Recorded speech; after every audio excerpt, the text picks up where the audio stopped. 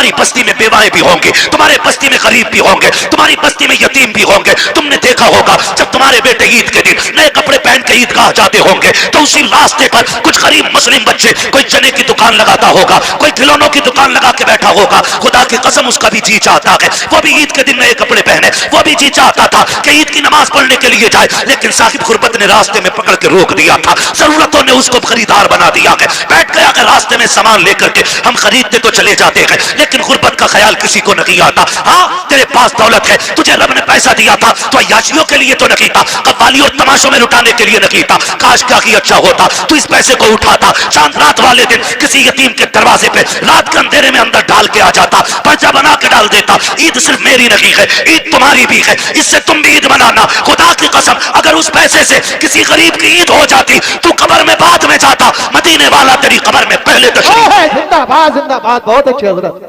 जिंदाबाद जिंदाबाद। ईद से पहले देखना, बाप लेके जाए या माँ मार्केट लेके जाए, ले जाके ना ये नहीं कहते ये वाला पैक कर दो, माँ बैठा लेती है बेटे को ऊपर, खुद बैठती है नीचे और जूते 10 तरह के निकलवाती है, वो अपने हाथ से निकालती है, पहनाती है, निकालती है, पहनाती है, बार बार कहती नहीं नहीं मेरे बेटे के पैर में अच्छा नहीं लग रहा, मेरे बेटे के पैर में अच्छा नहीं लग रहा। मैं बेटों से पूछना चाहता हूँ, जब हम इतने बड़े थे वो अपने हाथ से हमें जूते पहनाते थे, आज एक बार हम उन्हें दुकान में लेके गए, अब्बा बैठो तुम्हारे पैर में जूते डाल के मैं देखूंगा, अम्मा बैठ आज मैं देखूं तेरे पैर में कौन सा जूता अच्छा लगेगा। कभी लेके गए माँ बाप को? और लेके जाया करो, ईद का टाइम आए ना माँ बाप को लेके जाओ कि ना आज तक तुमने हमारी पसंद का पहनाया गया, अब हम तुम्हें तुम्हारी पसंद का पहनाने के लिए आए, लेके जाया करो। हम इन्हें वक्त नहीं दे पाते, हमारे पास वक्त ही नहीं है। सबसे मुश्किल वक्त बुढ़ापे का, अब सुने जिन पे बुढ़ापा आना है, ये आ गया। जब दुनिया छोड़ जाएगी ना और कोई मुंह नहीं लगाएगा, कोई बात करने वाला भी नहीं होगा, कोई ये पूछने वाला नहीं होगा तेरे मुंह में दांत कितने, फिर पलटोगे मस्जिद की तरफ, फिर लौटोगे मस्जिद की तरफ। अल्लाह कहेगा सुन तुझे कोई मुंह नहीं लगा रहा ना, आ मेरे घर आ जा, तुझसे कोई बात नहीं करता ना, मैं करूंगा तुझसे बात। अपना दर्द मुझे सुना जब तुम मस्जिद में आते हो। सुनो कुरान बड़ा जरूरी है, कहता है अगर तुझे अपना हाल सुनाना है नमाज की नियत बांध ले, तू कहता जा मैं सुनता जाऊंगा, और अगर तुझे मेरी बातें सुननी है फिर कुरान लेके बैठ जा, कुरान पढ़ता जा, कुरान की आयतों में तुझे मेरी बातों का मजा आता है। वाह वाह वाह, सुभान अल्लाह जिंदाबाद। तुम्हें कोई मुंह नहीं लगाता है फिर रब का कुरान तुम्हें सीने से लगाएगा, जब कोई साथ नहीं देता ना फिर कुरान लेकर आएगा। इसलिए खुदा इतने जाहिल न रह जाना कि बुढ़ापे में भी कुरान साथी न बन सके। कम से कम इतना कुरान जरूर सीख लेना कि बुढ़ापे में जाके दुनिया साथ छोड़ दे तो रब का कुरान हमारे साथ हो। पढ़ेंगे इंशाल्लाह, वादा करते हैं इंशाल्लाह, पढ़ाई करेंगे इंशाल्लाह, कुरान सीखें। अगर हमने कुरान नहीं सीखा तो कुछ भी नहीं सीखा है। बड़ी बात है बेटे को हाफिज कुरान बनाना, अपने बच्चों को हाफिज कुरान बनाओ। तुमने भी देखा होगा, हमने भी देखा, मौतें होती हैं, लोग बड़े बड़े पैसे वाले तड़प तड़प के मर रहे हैं। क्यों? क्योंकि आज कोई आसानी से रूह निकलवाने वाला नहीं। निकले कैसे? सारे लोग जानते हैं हॉस्पिटल की कंडीशन, आखिरी सांसें होती हैं, ले जाके अब्बा हॉस्पिटल में रख दिया, काय में वेंटिलेटर पे, अब्बा ऑक्सीजन लगी पड़ी है, जो चादर बिछी है वो भी नापाक है, उन्होंने हमारे कपड़े उतार के अपने ग्रीन कपड़े पहना दिए वो भी नापाक है, जितने नर्स और वहाँ पे डॉक्टर आ रहे हैं उन्हें भी पाकी नापाकी की तमीज नहीं है। मुश्किल से रूहें निकल रही है, मुश्किल से, बिस्तर नापाक, जगह नापाक, लोग नापाक, रहमत के फरिश्ते आने तैयार नहीं, इधर तड़प तड़प के बंदा मर रहा है, ऑक्सीजन लगी है, रिश्तेदार जो है फलों पे फल लाने पे लगे पड़े, कोई जूस ला रहा है, कोई फल ला रहा है, सेब ला रहे, केले ला रहे, मैं वो जो ऑक्सीजन में पड़ा शीशे से झांक रहा है वो हाथ नहीं उठ पा रहे हैं आज उसके, आज अल्लाह की पकड़ में आ गया है वो। अब तक अकड़ में रहता था, हमने कहा था हमसे चंदा ना मांगना, ये तमाशे कर रखे हैं, ये तुमने मदरसों के नाम पे ठगी का जाल फैला रखा है, मौलवी होते ही हराम खाने वाले हैं। आज एक एक जुमले का बदला लिया जा रहा है, बड़ा एक तड़प रहा है, रूह निकलने का नाम नहीं ले रही है। सारे रिश्तेदार कोई फल कोई जूस लेकर के आ रहा है, इसकी आंखों से आंसू बह रहे हैं, आखिर ये रो क्यों रहा है? सारी फैसिलिटी मौजूद है, सांस भी मशीनों के जरिए आ रही है, रिश्तेदार भी सामने है, वो कहता मैं इसलिए रो रहा हूँ, इसलिए रो रहा हूँ, ये जो जूस लेके आ रहे हैं आज मुझे इसकी जरूरत नहीं है, ये जो फल लेके आ रहे हैं ये तो बंद कर दिया गया है। चाहता क्या है? वो ऑक्सीजन पे सामने वेंटिलेटर पे लेटा बंदा कहता है अगर ला सकते हो तो यासीन का पढ़ा हुआ पानी ला दो, सूरह रहमान की तिलावत का पानी ला दो। करेगा क्या? काम में जीना नहीं चाहता, अब कुरान की तिलावत के सदके में इज्जत से मरना चाहता। वाह बाबा, जिनके अपने बेटे कुरान के कारी होते हैं वो कभी बेबसी की मौत नहीं मरते, वो कभी मुफलिसी की मौत नहीं मरते, वो जब मरते तो इस शान से जाते इधर तिलावत होती है उधर रूह जन्नत की तरफ निकल के जाती है।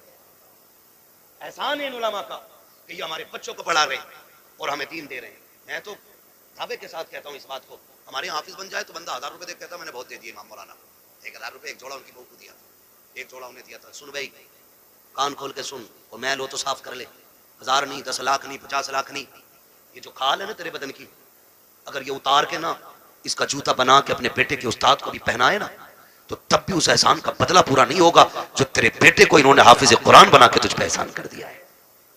इतनी बड़ी दौलत, इतनी बड़ी दौलत, मुझे कोई कुरान नहीं पढ़ जाता, मेहनतें लगती है, जगह लगते हैं इसमें, आधी आधी रात से उठ के कुरान पढ़ना और पढ़ाना पड़ता है। हाँ, इसलिए मेरे भाई कुरान से भी प्यार करो, साहिब कुरान से भी प्यार करो, और वादा करो ये मेले तमाशों में पैसा नहीं लगाओगे, फालतू के हराम कामों में पैसा नहीं लगाओगे। अल्लाह तौफीक देगा तो इस पैसे को मुट्ठी बंद करके कुरान पढ़ने वालों पे लगाया जाएगा, लगाएंगे इंशाअल्लाह। नौजवानों से मेरी गुजारिश है, अक्सर कमाने वाले जाने वाले लोग हादसे रोडों पे हो रहे, चलते फिरते मौतें हो रही हैं, माफ कीजिएगा, चलते फिरते मौतें हो रही हैं, पता नहीं चलता कब किसकी मौत की खबर आ जाए। घर से नए कपड़े सूट बूट पहन के निकला, थोड़ी देर में खबर आती है कि उसका भेजा फट गया, खत्म हो गया। नए कपड़े पहन के गया तो सफेद कपड़े में लिपट के सिल के आ रहा है, क्या हो रहा है? ये सब मौत है, मौत मौत है, मौत मौत आ रही है कदम कदम पे। कोई का एक्सीडेंट हुआ, टांग टूट गई, किसी का हाथ टूट गया, कोई फट गया, पता ही नहीं चलता कब कहाँ क्या हो जाए। खुदा आपसे गुजारिश है, अपने पीछे कुछ लोगों की दुआएं शामिल रखा करो, दुआएं शामिल रखा करो। ये बात मैं अक्सर बताता हूँ, और मैंने जब से सुनी है ना ये बात, मुझे आज तक ऐसे याद है जैसे अभी मुझसे कोई कह रहा है। एक नौजवान ने मुझे फ़ोन किया, उसने कहा था हज़रत जी बड़ा रब का करम हो गया, रात गाड़ी चलाते चलाते ना मेरी आंख लग गई, कह रहा 2 किलोमीटर तक गाड़ी ऐसे ही चल गई, और शुक्र देखो गाड़ी पलटी नहीं। मैंने कहा करम है रब का। कहने लगा तजर्बा भी बहुत है मुझे, मैं नींद में मेरे हाथ सीधे रहे। मैंने कहा नादान हूँ। मैंने कहा कोई नेकी करता है? कहा हाँ। मैंने कहा कौन सा नेक काम करता? कहा जब चक्कर से वापस आता हूँ ना तो मदरसे के बच्चों को जाके ना 1% अपनी कमाई का जाके देता हूँ, मदरसे में देके आता हूँ। मैंने कहा सीधी बात सुन ले, न तेरे हाथों ने बचाया न तजर्बे ने बचाया, तू सो गया था, कुरान वालों की दुआएं तुझे बचा के ले गई थी। अल्लाह सुभान अल्लाह।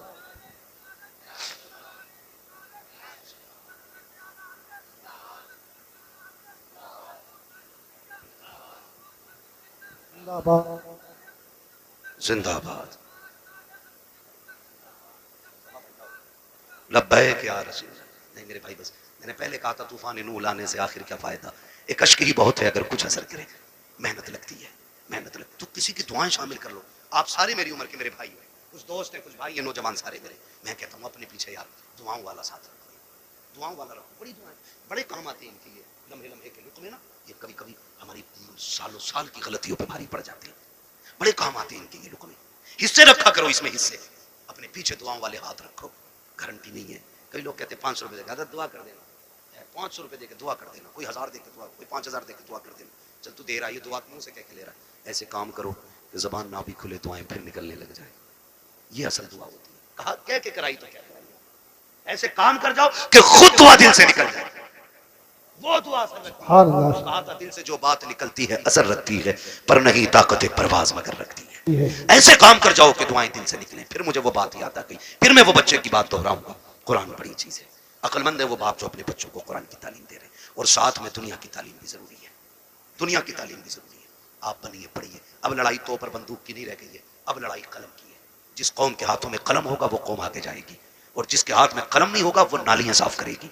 ये याद रखिएगा, फैसला तुम्हें करना है, कुर्सी पे बैठ के हुकूमत करनी है या जूतियां उठा के तुम्हें नालियां साफ करनी है, ये फैसला आपको करना है। हमें अपने बच्चों की तालीम पे गौर करना है। हम 10वीं तक पढ़ा के कहते हैं जी बहुत पढ़ा लिया अब दुकान चला लेगा, 11वीं तक पढ़ा के कहते हैं बहुत पढ़ा लिया दुकान चला लेगा, सिर्फ दुकानें चलवानी है। हम तो समझते हैं कि ये हमारे मुल्क की तकदीर बने, और तुम सिर्फ दुकानदार बनाना चाहते हो। नहीं, अगर फाके रहना भी पड़े फाके कर लो, बच्चों को तालीम दो।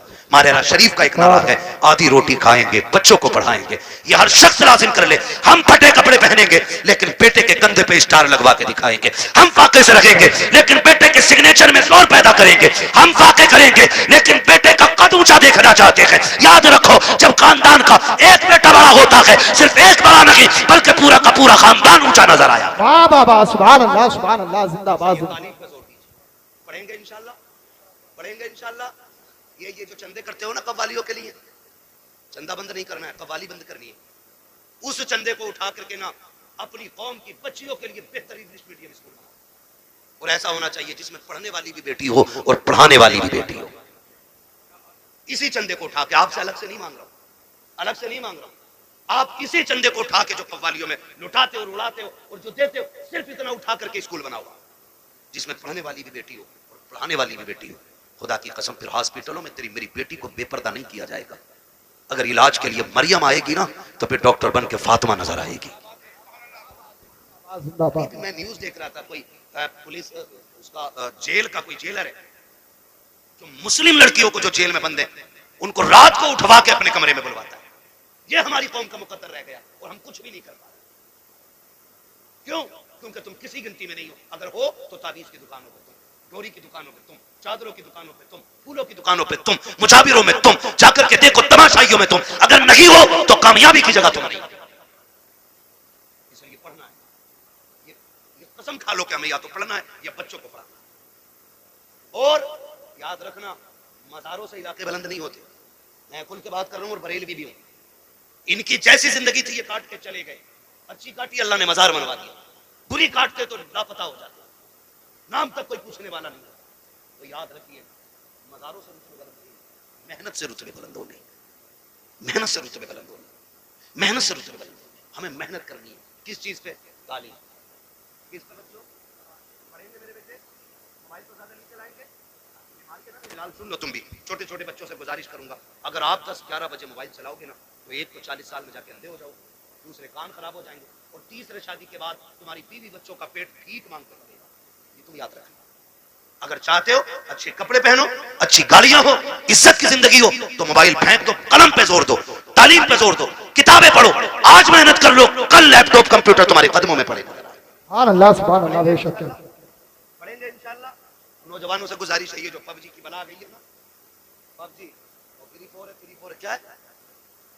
फ्री फायर, ये इससे निकल जाओ, वरना तुमसे बड़े पागल पूरी कौम में कहीं नजर नहीं आएंगे। पागल नहीं है ये लोग जो अकेला बैठा बैठा कर रहा मार मार मार। इनसे बड़ा पागल कौन होगा भाई? इनसे बड़ा कथा कौन होगा? क्या मिला तुझे? ना दुनिया बनी ना आखिरत बनी, तेरे घर में चूहे बराबर अजान देते रहे, और तू पबजी पे लगा रहा, तू फ्री फायर पे लगा रहा। खुदा तौफीक दे, हलाल रोजी पे लगो, बच्चों को कामयाब बनाओ। जिन लोगों की रोजी हलाल होती है उनके बच्चे बड़े कामयाब हुआ करते हैं, ये भी याद रखिएगा। पढ़ेंगे इंशाल्लाह। अब किसी और चीज पर भाई 1.5 घंटा होने वाला है, मैंने बुला दिया था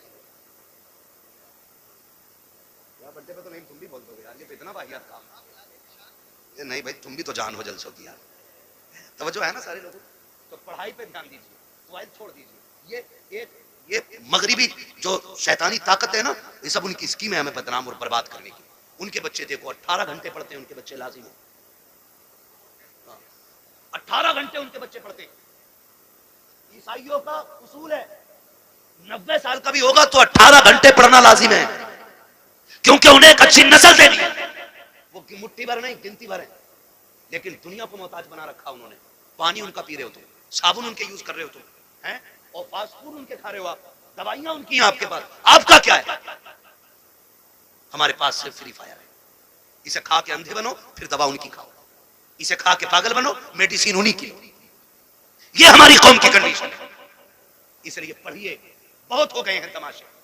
हमने 70-70 लाख मजारों के गुंबदों में लगाए, हमने 20-20 लाख टाइल्सों में लगा दिए। क्या फायदा हुआ मजार वाले को? अगर वो अच्छा था तो उसकी कब्र तो वैसे ही जन्नत थी, तेरे पत्थरों की क्या जरूरत थी? और अगर अमल खराब थे तो तू एक नहीं करोड़ों का पत्थर लगा दे, अंदर जहन्नम का घड़ा रख चुका, कोई नतीजा नहीं। इस पैसे को अब सही जगह मान जाओ, अभी वक्त है। 70 सालों में हमने मजारों के अलावा कुछ नहीं बनाया। अगर हमने स्कूल अपने बनाए होते ना, आज हम किसी के मोहताज नहीं होते।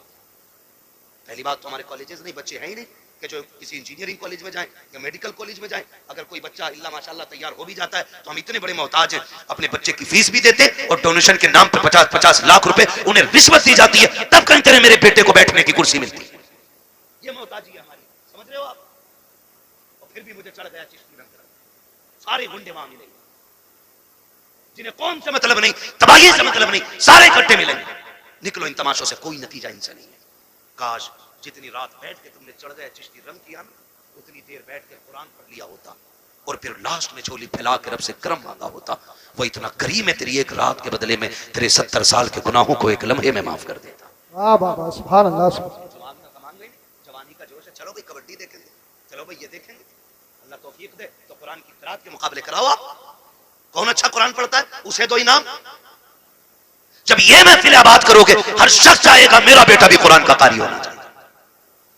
लेकिन अपने बच्चों में कहते हैं हाफिज जी को क्या ना रात वाली सब्जी दे दे, वो बच्चा सुन रहा है हाफिज जी को रात वाली मिल रही है, वो क्यों पढ़ेगा जी कुरान? इन्हें तो सड़ी भूसी खिलाई जाती है। आदत ये बनाओ, इमाम साहब का खाना के घी डाल के देना, बच्चा कहेगा यार गरीब था लेकिन मेरे घर से फिर भी की गया, कहेगा कुछ बनूं ना बनूं कुरान का कारी जरूर बनूंगा। अपने बच्चों में तालीम का शौक पैदा करें। ये तालीम का शौक होगा कहां से पैदा? बेटा के सुबह कह रहा देख रहा है ये जो मरवा की कोठी है ना भैया, अगर हो कोई मरवा तो बुरा ना मानिए, ऐसी नाम ले रहा हूँ, किसी तनकीद का निशाना नहीं बना रहा हूँ मैं तो चलो चंद बब्बन छप्पन कुछ भी कह लो, मंगला कह लो, बुद्धा कह लो, ये सारे नाम हमारे गाँव में होते हैं, ठीक है ना। कह रही है जो बुद्धा की बिल्डिंग खड़ी है तुझे क्या पता ये अब्बा की बाप है जो अल्लाह इनका अब्बा ठेला चलाता था, 4 दिन में यहाँ से आप पहुँच गए, इतनी धुन से इसकी औलाद ने करना। और जवाब नहीं भाई, औलाद ने नाम कर दिया। तो वो जो बच्चा सुन रहा है ना हमारा, वो समझ रहा है कि असल वो है जो पैसा कमा ले, बड़ा वो है जो पैसा कमा ले। यही वजह है कि हमारे बच्चे जब कोई जरिया नहीं होता तो होश संभालती जेब काटनी शुरू कर देते हैं। जेब भी नहीं कटती है तो फिर चोरियों की तरफ चलते, क्योंकि बड़े बनने का ख्वाब था ना। इन्हें ये किस्से ना सुनाओ कि अमीरी कैसे बनी है, दौलत कैसे आई है, इन्हें ये बताओ 1400 साल हो गए नबी के अबू बकर को भी दुनिया भूली नहीं है। 1400 साल हो गए, आज भी उमर के किस्से पढ़े जाते हैं। इन्हें ये बताओ 1400 साल हो गए हैं, आज भी उस्मान गनी की सखावत मशहूर है। 1400 साल बीत गए हैं, आज भी अली की बहादुरी जैसा कोई बहादुर नहीं है। जब इन्हें ये बताओगे तो उनके इल्म पे गुफ्तगू होगी, उनकी तालीम पे बातें होंगी, उनके कैरेक्टर की बातें होंगी, उनके अखलाक की बातें होंगी, उनकी तरक्की की बातें होंगी, उनकी पावर की बातें होंगी, उनके इक़्तिदार की बातें होंगी, उनकी हुकूमत के चर्चे होंगे। फिर तेरा मेरा बेटा जेब कतरा नहीं बनेगा, आगे चल के कौम का मुस्तकबिल बनता हुआ नजर आए।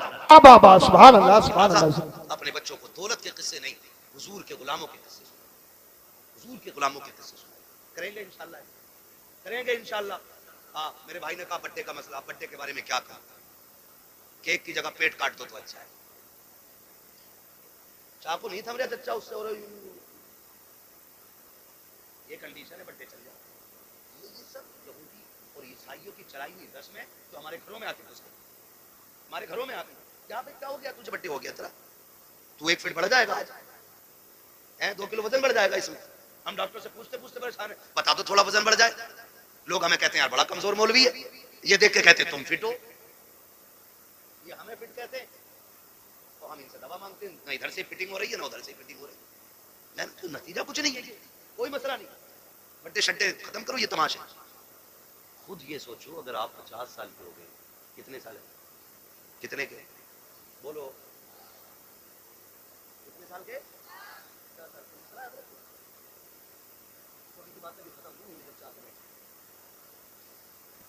50 साल के अगर आप हो गए ना तो फिर जश्न किस चीज का? 50 का गम कर गम, 50 साल घट गए जिंदगी के, रो अल्लाह की बारगाह में, मालिक राजी ना कर सका, राजी ना कर सका। एक रात दे दे जिसमें मैं रोने वाला हूं और तू देने वाला हो, एक रात ऐसी मांगो।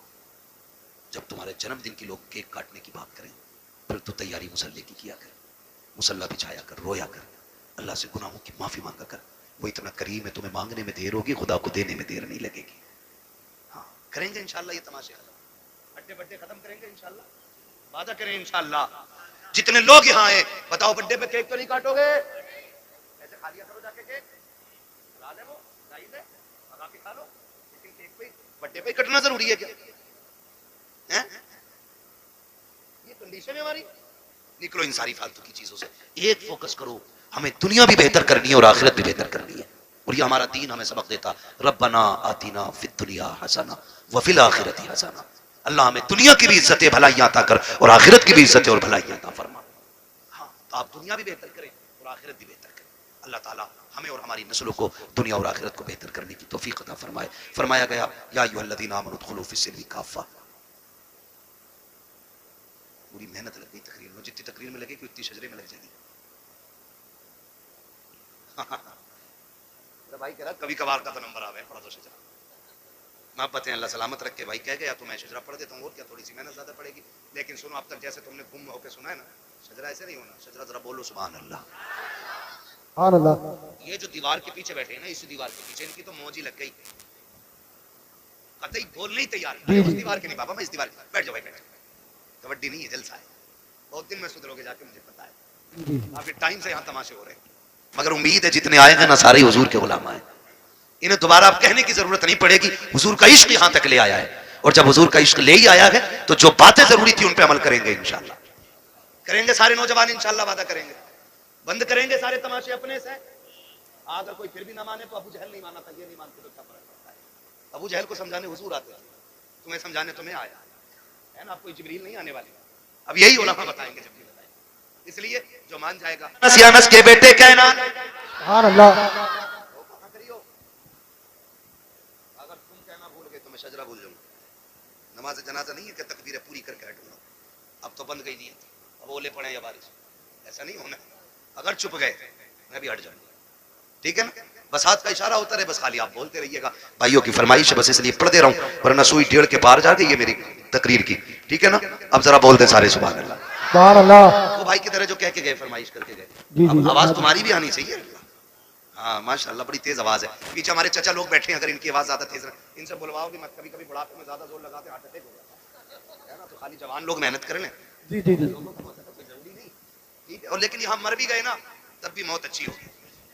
ये तो मौत है। मैं जलसे में सोने वालों को नहीं उठाने देता हूँ। मैं कभी लोगों से ये नहीं कहता हूँ जलसे में कि सो रहा से उठाओ। मैं जानता हूँ अगर जलसे में आंख लगे और ख्वाब आए ना, तो फिर ख्वाब में हुजूर आया करते हैं। वाह वाह वाह, जिंदाबाद जिंदाबाद। इसमें अगर ख्वाब आए तो ख्वाब में हुजूर ही आते हैं। जी जी जी, बेशक। इसलिए मैं उठाने भी नहीं कहता हूँ किसी को। और कोई दुनिया से ही उठ जाए तो उससे तो अच्छी मौत किसी की नहीं है। जी जी जी। पूछा जाएगा आखिरी काम क्या था, का हुजूर की महफिल में बैठा था, का फिर तो सारे गुनाह माफ करा के आया है, ठीक है ना।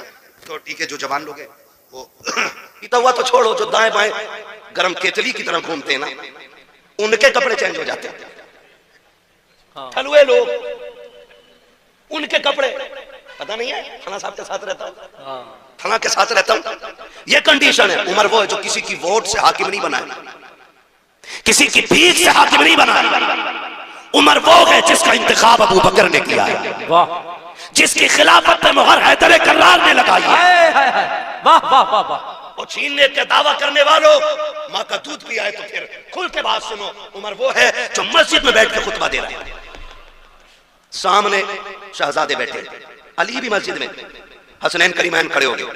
चाचा उमर उठो, ये मिंबर आपका नहीं है, मेरे नाना पाक का।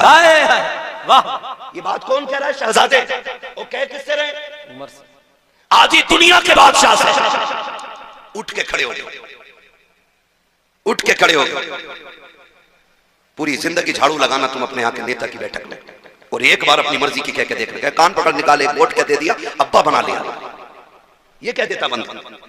अदब इसे कहते हैं। मिंबर पे मस्जिद भरी है, उमर खुतबे के बीच में है, शहजादों ने कहा उठ के खड़े हो जाइए, ये मिंबर आपका नहीं है, ये मिंबर मेरे नाना जान का है। उठ के खड़े हो गए। शहजादे क्या हुक्म है? कहा कि मिंबर किसका है? कहा आपके नाना का। कि आप खादिम किसके हो? आपके नाना के। कहा ठीक है फिर बैठ जाइए। इतना कहा फिर उमर बैठे, और उसके बाद कहा था लोगों सुन लो, मुझे अली के बेटों ने बैठा दिया है, अब किसी की मां ने दूध नहीं पिलाया जो मिंबर से उठा। नारे तकबीर, नारे रिसालत, अज़मते अहले बैत, जिक्र शहीद आज़म, शान हजरत उमर।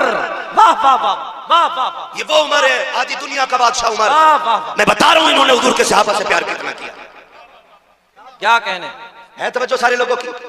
शुक्र है अल्लाह ने सुन्नी बरेलवी बनाया है। हम सीना पीट के अली अली नहीं कहते, हम सीना खोल के अली अली कहा करते हैं। वाह वाह वाह वाह। है तवज्जो सारे लोगों की। मैं बताऊं सहाबा ने कैसे अदब किया इन शहजादों का, कैसे अदब किया। अबू बकर सिद्दीक मस्जिद से निकले, जब अबू बकर सिद्दीक मस्जिद से निकले ना, तो शहजादे को कंधे पे उठा लिया। किसी ने कहा अमीरुल मोमिनीन हो, और आप बच्चों को कंधे पे उठा रहे। फरमाने लगे सुने, मैंने इनको हुजूर के कंधे पे बैठे देखा है, जिनको हुजूर ने कंधे पे बैठाया उनको अबू बकर ने कंधे पे बैठाया। सहाबा ने एहतराम किया अहले बैत का। हम भी सहाबा के साथ अहले बैत का एहतराम करते, और अहले बैत के साथ हुजूर के सहाबा का एहतराम करते। खुदारा सच्चे पक्के हुसैनी बनिए, वरना इतना लट फिरेगा कब्र में कोई बचाने वाला नसीब नहीं होगा। सीधी सी बात है, चापलूसी मुझे नहीं आती। पूरा दीन, खुदा की कसम मैं अक्सर कहा करता हूं कि इस्लाम तेरी नब्ज न डूबेगी हश्र तक, तेरी रगों में खून है ज़हरा के लाल का, तेरी रगों में खून है ज़हरा के लाल का। हुजूर के कंधों पे सवारी करने वाले, हुजूर की गोद में बैठने वाले, जिनको कमर पे बिठा के हुजूर ने सजदा लंबा किया, उतनी अजमतों वाला हुसैन, इतनी अजमत दुनिया क्या जाने। समझे जरा हुसैनियत क्या है और समझने की कोशिश करें। खाली हुसैन हमारे नहीं, हसन भी हमारे हैं। हम खाली या हुसैन नहीं कहते, हम या हसन भी कहते हैं।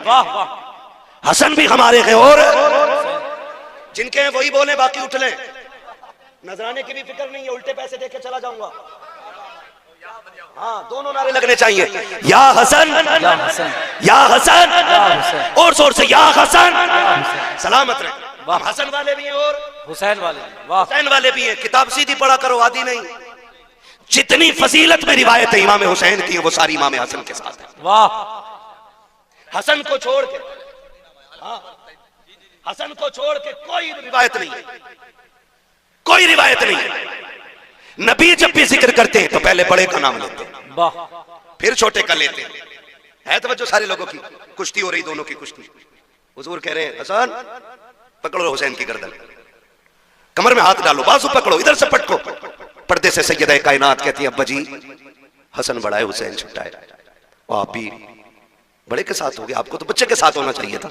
हुजूर के जुमले का फातिमा सबर कर, अगर मैं हसन को दाव बता रहा हूं तो हुसैन भी अकेला नहीं है।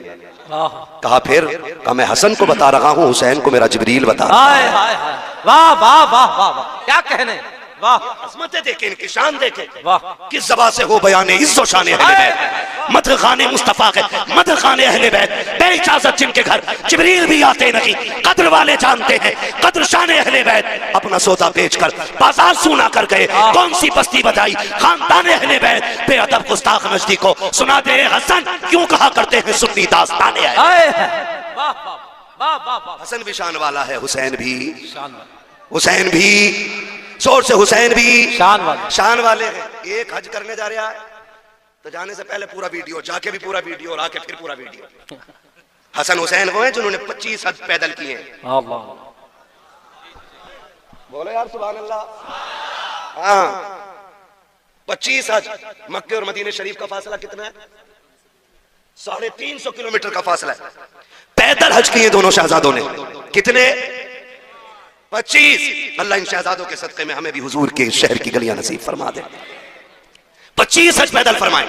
एक दिन हज के लिए जा रहे हैं दोनों भाई, कितना प्यार दोनों में था। माफ कीजिएगा, आज तो रत्ती भर जमीन का मसला आ जाए ना, भाई भाई के गले पर रख देता है, कान पर रख के कहता कर साइन, वरना अदालत है कचहरियां जाके देखो, आज भाई भाई के खिलाफ मुकदमा करने पर डटा हुआ है। और इन दोनों भाइयों का प्यार आप जानते हो। हसनैन करीमैन में किसी बात को लेकर अनबन हो गई, ना इत्तेफाकी गुफ्तगू बंद हो गई। इमाम हुसैन ने खत लिखा हसन के पास, भैया जी खत में लिखा है कि नाना ने फरमाया मोमिन को एक दूसरे से 3 दिन से ज्यादा नाराज नहीं रहना चाहिए। 3 दिन हो गए, इसलिए आप आइए और आके मुझे सलाम कीजिए। किसने कहा ये? हुसैन, इमाम हुसैन ने। किससे? इमाम हसन से। बड़ा कौन है? कौन है बड़ा? इमाम हसन। इमाम हसन बड़े और बुला रहे छोटे वाले। खत पहुंचा, वहां भी टकड़ नहीं थी। भाई ने खत लिखा, पढ़ा, दौड़ गए, सलाम किया करके, दुआ सलाम हो गई, बैठ गए। कहने लगे हुसैन एक बात बताऊं ना? कहा क्या? मैं बड़ा था, तुम छोटे थे, तुम भी तो आ सकते थे ना मुझे सलाम करने।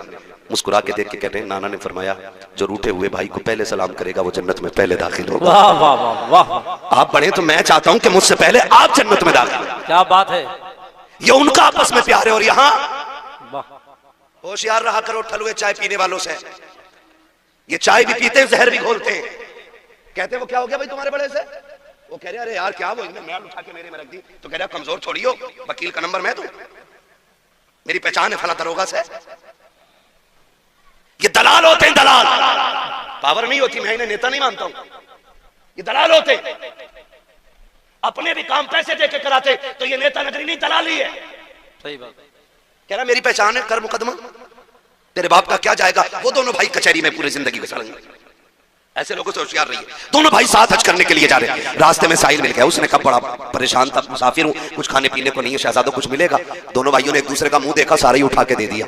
कहा अपने लिए कुछ नहीं रखोगे? कहा हमारे घर की रीत ये है कि खुद तो फाके रहे, गैरों को खिला देते हैं, ऐसे होते हैं मोहम्मद के घर आने वाले। सारा ही उठा के दे दिया। फिर सफर। अब सफर तो दोनों इंसान है, भूख तो इन्हें भी लगनी है ना। जब भूख लगी तो कहते हैं हसन, इमाम हसन से कहते हैं हुसैन भैया, नहीं नुकसान देगी बाबा। कहा भैया भूख लगी है। कहा आगे चलो देखते। एक पुरानी झोंपड़ी दिखाई दी। इमाम हसन कहते हैं हुसैन, कहा जी भैया, अंदर जाके देखो कोई है क्या। अंदर गए, बूढ़ी निकली। माई? कहा हाँ। कहा कुछ है? कहा क्यों? कहा कि हम परदेसी है, भूख लगी है, कुछ दे दो। उसने कहा बस 1 प्याला दूध है। कहो तो ला दूं। फरमाया ले आइए।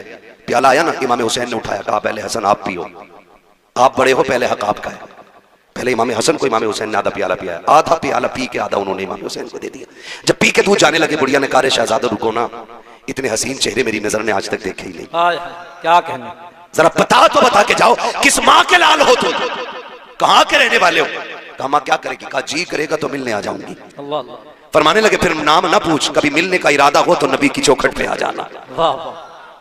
पता भी देखो शहजादों का कितना अजीम वाह, वाह। का कभी मिलना हो तो नबी की चौखट पे आ जाना, वही मुलाकात हो जाएगी। तारीख का वाक़या, कुछ दिन बीत गए, एक दिन यही बूढ़ी मदीने शरीफ की गलियों में टहल रही है। इमाम हुसैन की निगाह पड़ गई, पहचान गई ये तो वही है ना जिसने दूध पिलाया था। जाके कहते माँ मेरी मेहमान नहीं बन जाती। बूढ़ी ने हाथ रखा, देख के कहने लगी शहजादे अरे मैं तो तुझे जानती नहीं, तू है कौन, क्यों लेके जा रहा है? कहा अम्मा तेरी मेहरबानी, मेरी मेहमान बन जा। 3 दिन तक इमाम हुसैन खिदमत करते रहे। जब 3 दिन के बाद जाने लगी, आपने 1000 दिरहम दिए, 1000 बकरियां दी। कहा शहजादे ये क्या कर रहे हो? कहा कि हम मेहमानों की इसी तरह इज्जत किया करते हैं। जब बूढ़ी जाने लगी, कहा इतनी बकरियां कैसे लेके जाऊंगी? आप कहते अम्मा अभी तो ये हुसैन का हिस्सा है, हसन का हिस्सा बाकी है। ये कहकर इमाम हसन के दरवाजे पे लाए और कहा भैया देखो कौन आया है। इमाम हसन बाहर निकले, दरवाजा खोला, बूढ़ी को देखकर पहचान गए। कहा हुसैन तुमने क्या दिया है? कहा 1000 बकरियां, 1000 दिरहम। आप कहते मैं बड़ा हूं, आपने 1500 बकरियां दी, 1500 दिरहम, 2500 बकरियां, 2500 दिरहम। बूढ़ी कहने लगी बच्चों लेके कैसे जाऊंगी? फरमाया परेशान ना हो, शहर के बाहर तक हम छोड़ के आएंगे। उसके अलावा आपने उनके लिए मजदूर करके दिए ताकि वो सामान को उसके शहर तक, उसकी बस्ती तक पहुंचा सके। और जब आप छोड़ के जाने लगे, बुढ़िया कहती अब तो बता दो तुम हो कौन, मैंने तुम्हें जाना नहीं। तब मेरे इमाम ने कहा था अम्मी याद है ना एक दिन तो परदेसी तेरे दरवाजे पे आए थे, तूने एक प्याला दूध का दिया था। कहती अच्छा तुम उसी दूध का बदला दे रहे हो? कहा ना मां ये उस दूध का बदला नहीं है, ये तो हमारा हक था। और रह गई दूध की बात तो कयामत में बताएंगे, हाथ पकड़ के तुझे मैदान महशर से जन्नत तक छोड़ के आए। नारे तकबीर, नारे रिसालत, शहीद आजम कॉन्फ्रेंस, बस रखे आला हजरत। करो मत यार, पूछ जाएगा, पैसे दे देंगे, टेंशन मत।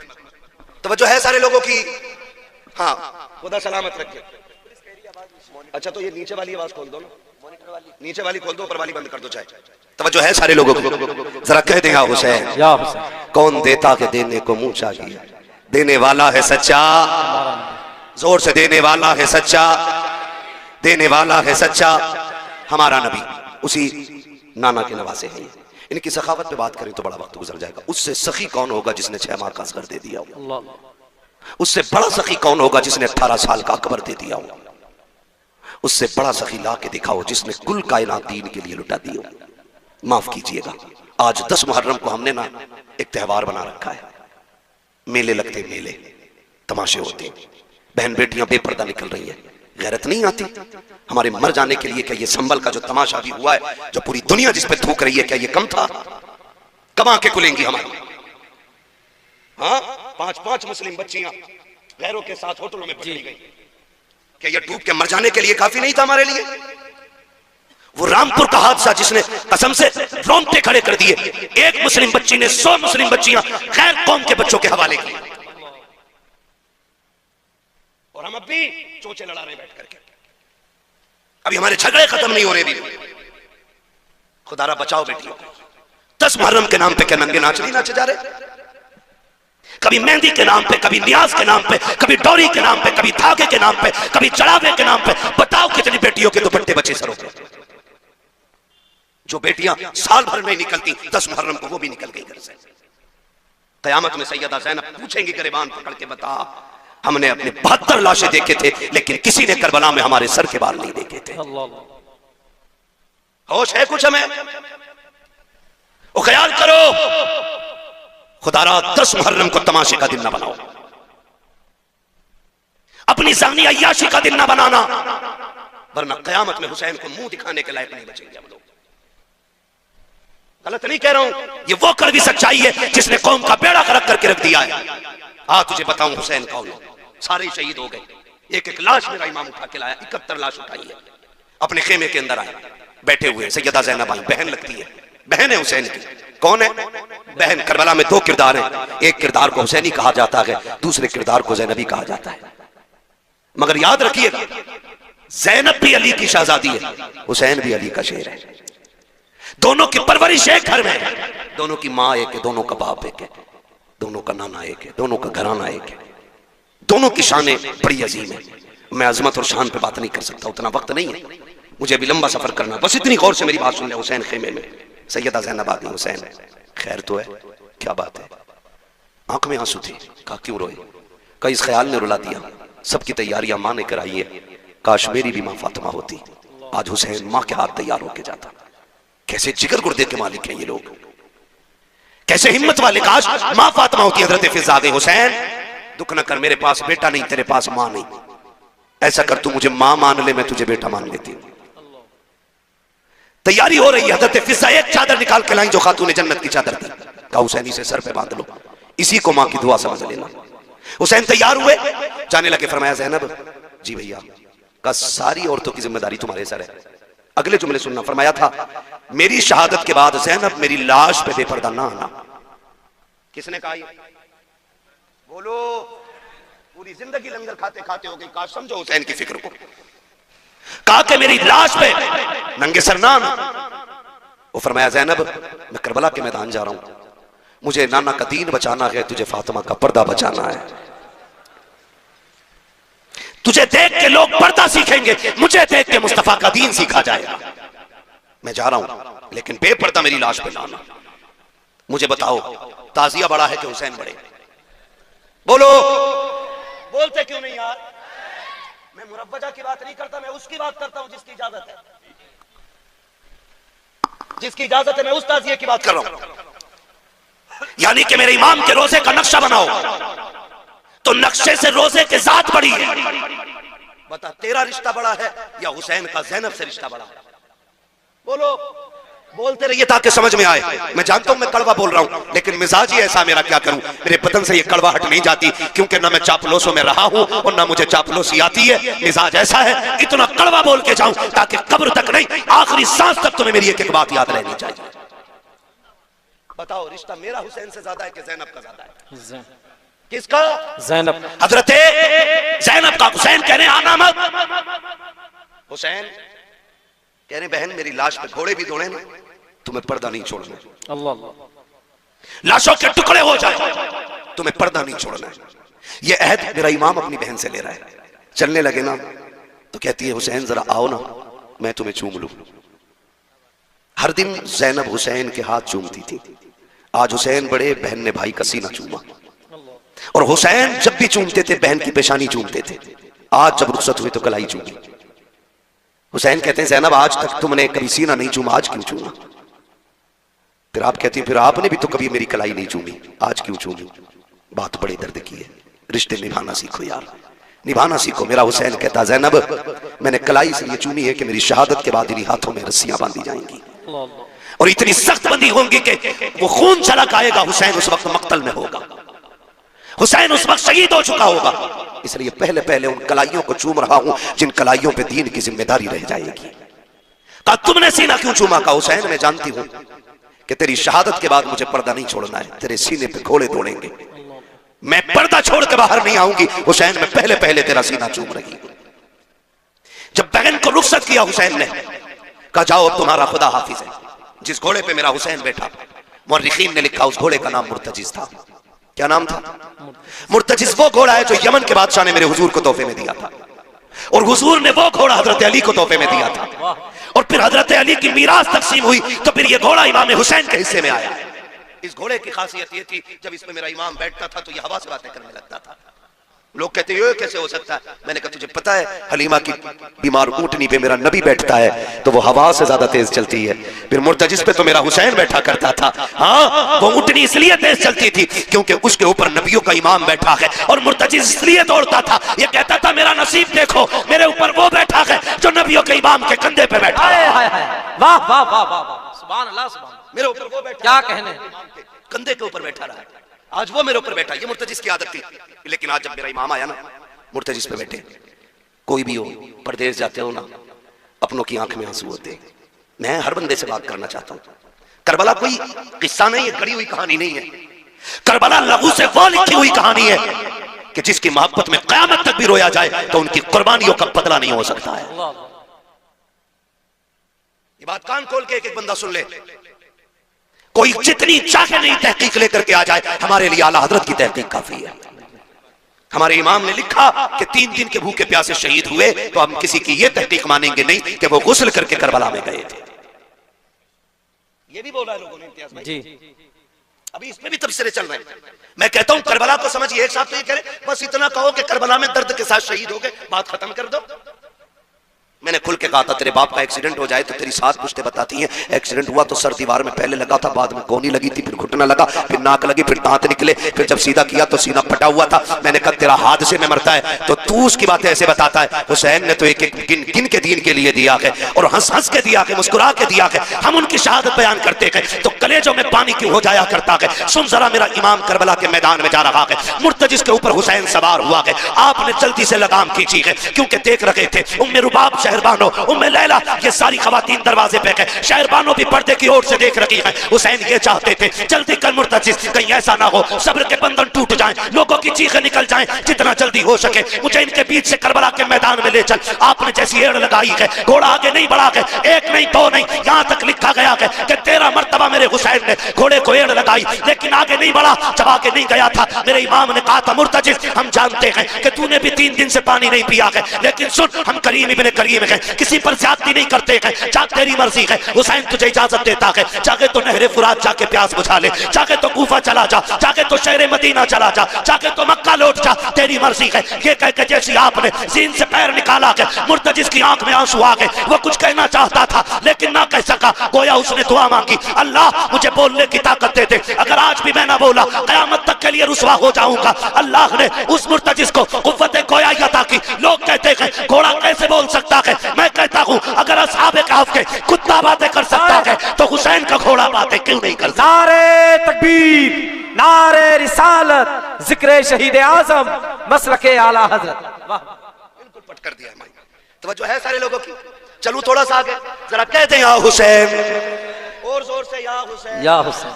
भाई थोड़ा रहम करो यार, नीचे वाले तो खोल दो कम से कम। तवज्जो है सारे लोगों की, और जोर से है। नहीं नहीं आप न डरिएगा, अभी तक किसी सुभान अल्लाह कहने वाले को पुलिस ने नहीं पकड़ा है और ना कोई सुभान अल्लाह कहने की वजह से मरा है। और जिसने जोर से या रसूल अल्लाह कहा उसका बिजली का बिल ज्यादा थोड़ी आया। फिर बोल क्यों नहीं रहे, जरा बोलो या हुसैन, या हुसैन। हाँ तवज्जो है ना सारे लोगों, बहुत गौर से सुनिएगा। हुसैन मुर्तजिस घोड़े पर सवार है, कह रहे तेरी मर्जी है, चाहे नहरे फुरात चला जा, जहां चाहे जाके पानी पी ले, प्यास बुझा ले। ये कह के जब पैर निकालने लगे ना मुर्तजिस को अल्लाह ने कुव्वत गोयाई अता की। उसने कहा हुसैन तू आका है, मैं नौकर हूं और नौकरों को ये ताने नहीं दिए जाते। कहा फिर चलता क्यों नहीं? कहा मेरी मजबूरी बन गई है। कहा कौन सी मजबूरी है? कहा मेरी मजबूरी है हुसैन मुझे प्यास का ताना न दे। किसने कहा कि मुझे प्यास का एहसास है? मुझे पता है सुबह से 71 लाशें लाके आप थक गए हो।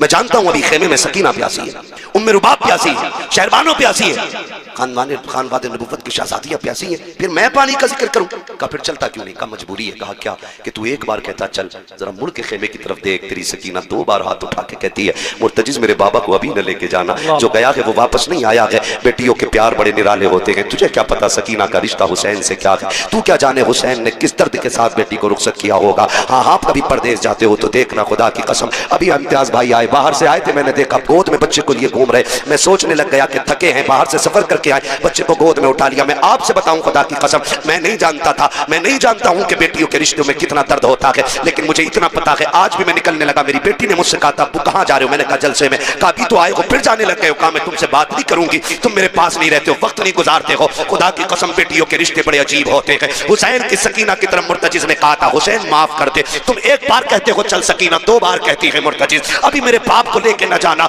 जो गया के वापस नहीं आना है। आज आखिरी बार मुझे बाबा से जी भर के प्यार करना है। ये बेटियां होती है। मेरे हुसैन ने मुल्क के खेमे की तरफ देखा, एक रिवायत में 4 साल उम्र हजरत सकीना की है, दूसरी रिवायत में 7 साल है। अगर 7 साल में रिवायत ले ली जाए तो कितने बड़े बच्चे 7 साल के होते हैं। बेटियों के रिश्ते को समझो। मेरे हुसैन ने मुल्क के खेमे की तरफ देखा, बेटी ने इशारा करके कहा बाबा एक बार आ जा, एक बार आके सीने से लगा जा, जानती हूं मैं आज के बाद तेरा सीना नहीं मिलेगा। जब इतना कहा है मेरे हुसैन ने सवारी मोड़ी हजरत सकीना के खेमे की तरफ। आज दिल कह रहा था हुसैन जी भर के सकीना से प्यार करना है, इसलिए कि आज के बाद सकीना नहीं मिलेगी। सकीना वो है जो हुसैन के गले का तावीज है। बेटियां आप जानते हो अक्सर बाप के साथ सोया करती हैं, बाप के साथ रहा करती हैं। फिर हुसैन तो वो है जिनके घर से बेटियों का एहतराम सिखाया गया है, जिनके घर से बेटियों का प्यार बताया गया है। फिर किस प्यार से हुसैन ने सकीना के साथ जिंदगी के लम्हात गुजारे होंगे। जब हुसैन सवारी से नीचे उतरे गए, दिल में ख्याल आता है हुसैन आज बेटी को जी भर के प्यार कर, उठा ले गोद में लगा ले सीने से। जैसे कि यूं बाजू हुसैन ने फैलाए गए, बेटी ने हाथ जोड़ के कहा था अब्बा दुख न कर, सुबह से 71 लाशें उठा के तेरे बाजू थक गए हैं, अब्बा मैं तेरी बेटी हूँ, मैं गोद में उठाने की तकलीफ नहीं दूंगी, अब्बा मेहरबानी कर गोद में न उठा, खुदा की कसम ये बेटियां होती हैं, जब तुम शाम को देर से लौटते हो आपकी बीवी सो जाती है, परिवार सोता है, लेकिन जो तोड़ के दरवाजा खोलेगी वो आपकी बेटी होगी। आधी रात के अंदर जो कहेगी अब्बा मैं ताजा रोटी बना के देती हूँ, वो आपकी बेटी होगी। ये बेटियों का प्यार होता है, खुदा की कसम मैंने तो देखा है, जब बाप का जनाजा उठता है बेटियां जनाजों के साथ दौड़ जाया करती हैं, कहती हमें भी साथ लेके चलो, अब बाप नहीं रहा तो जी के क्या करेंगे। ये बेटियों का रिश्ता होता है, लेकिन बापों से भी हाथ जोड़ के गुजारिश करूंगा, तुम्हें खुदा का वास्ता है अपनी बेटियों को शादी के बाद लावारिस ना करना, इनसे रिश्ते ना तोड़ देना। भाइयों से कहना चाहूंगा बाप के इंतकाल के बाद बहनों से मुंह न मोड़ लेना, इनके लिए दरवाजे बंद ना करना। ये कभी छुट्टी मनाने के लिए तेरे दरवाजे पे आ जाएं तो इनको बोझ ना समझना, तुम नहीं जानते हो जिन घरों के अंदर बेटियों के लिए दरवाजे बंद हो जाते हैं उन घरों में रहमतें नहीं आया करती हैं, रहमतें उस घर में आती हैं जिस घर में बेटियां मुस्कुरा के आया करती। वाह वाह सुभान अल्लाह, वाह वाह। माफ कीजिएगा बात थोड़ी कड़वी कर गया मैं, लेकिन माफ करें यार, अगर आपने बेटी को जहेज दे दिया है तो इसका मतलब ये नहीं है कि आपने बेटी को बेच दिया है। अब बेटी का घर में कुछ नहीं रह गया। खुदारा मैं तो बापों से कहता हूं इम्तियाज भाई अपने बेटों को जायदाद बांट रहे हो, कम से कम पहला हुक्म तो यह है कि जो शरीयत ने बेटी का हक रखा वो दे के जाओ, और अगर वो भी नहीं दे रहे ना तो इतना कर जाना कि एक कमरे की चाबी अपनी बेटी को दे जाना और कह जाना ये चाबी भी तेरी है, ये कमरा भी तेरा है, ताकि तेरे जनाजे उठने के बाद जब ये घर आए ना तो इसे अपने ही किचन में मेहमान बन के झांकना ना पड़े, अपने की दहलीज पे अजनबी बन के ना बैठना पड़े। लग रहा होगा बुरा लोगों को, लेकिन तुम नहीं जानते हो जब भाभियां मुंह बिगाड़ के बात करती हैं ना नंदों से, क्या करने आई हो, अभी तो आई थी तुम इतनी जल्दी, फिर खुदा की कसम वो सोचती काश अगर आज मेरा बाप होता ना तो इसमें जुर्रत ना होती है, इतनी बात कह देती। ओ बेटियों वालों, बेटियों को एक कमरे की चाबी जरूर दे के जाना और कहना चाबी भी तेरी कमरा भी तेरा है, जब तेरा जी चाहे मिलना हो तो कब्र पे आ जाना, रहना हो तो अपने घर पे आ जाना, इतना कह के जाना। वरना इम्तियाज भाई आज तक मैं छत्तीसगढ़ की लड़की को नहीं भूला, झारखंड की बेटी, उसने फोन करके कहा था कोई तावीज ऐसा दे दे कि मेरे भाई मुझे मैके बुला ले। कहा क्यों? कहा 9 साल बाप के इंतकाल को हो गए, एक भाई का फोन तक नहीं आया। ये रागें तकती हैं बहनें तुम्हारी, तुम 2 रकात पढ़ के मेले में चले जाते हो, कभी 2 रकात पढ़ के बहन के दरवाजे पे भी चले जाया। गलत नहीं कह रहा हूं मैं, बहुत कड़वी बात मैंने आपसे कह दी है। तुम नहीं जानते बेटी क्या होती है, तुम्हें नहीं पता बहन क्या होती है। खुदारा इन्हें लावारिस न करना। कितने लोग तो बीमार हुए तो बेटे को बुला के कहते ला तेरा बहनोई बड़ा होशियार है, कहीं जमीन में हिस्सा ना मांग ले, कागज ला, मरते मरते अंगूठा छाप के कागज बंद करके बेटे से कहता बेटी को बताइयो ना कि तुमने जमीन में तुम्हारे नाम कर दिया। वो गैरत कर, शर्म कर, तुझे पता है बेटी क्या होती है?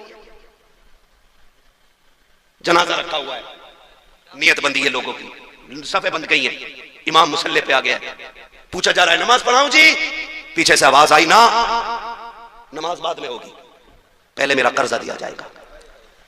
तो जो है सारे लोग थके तो नहीं है ना आप लोग? कहा नमाज बाद में होगी जनाजे की, पहले ये कर्जा दिया जाएगा जो ये मरने वाला मेरा पैसा लेके मरा है। 4 बेटे जो नमाज में खड़े थे, कितने? 4 बेटे। उसने कहा जी ये देखो चेक मरने वाले का है, 4 लाख का कर्जा इस पे, नमाज बाद में होगी, पहले कर्जा दिया जाए।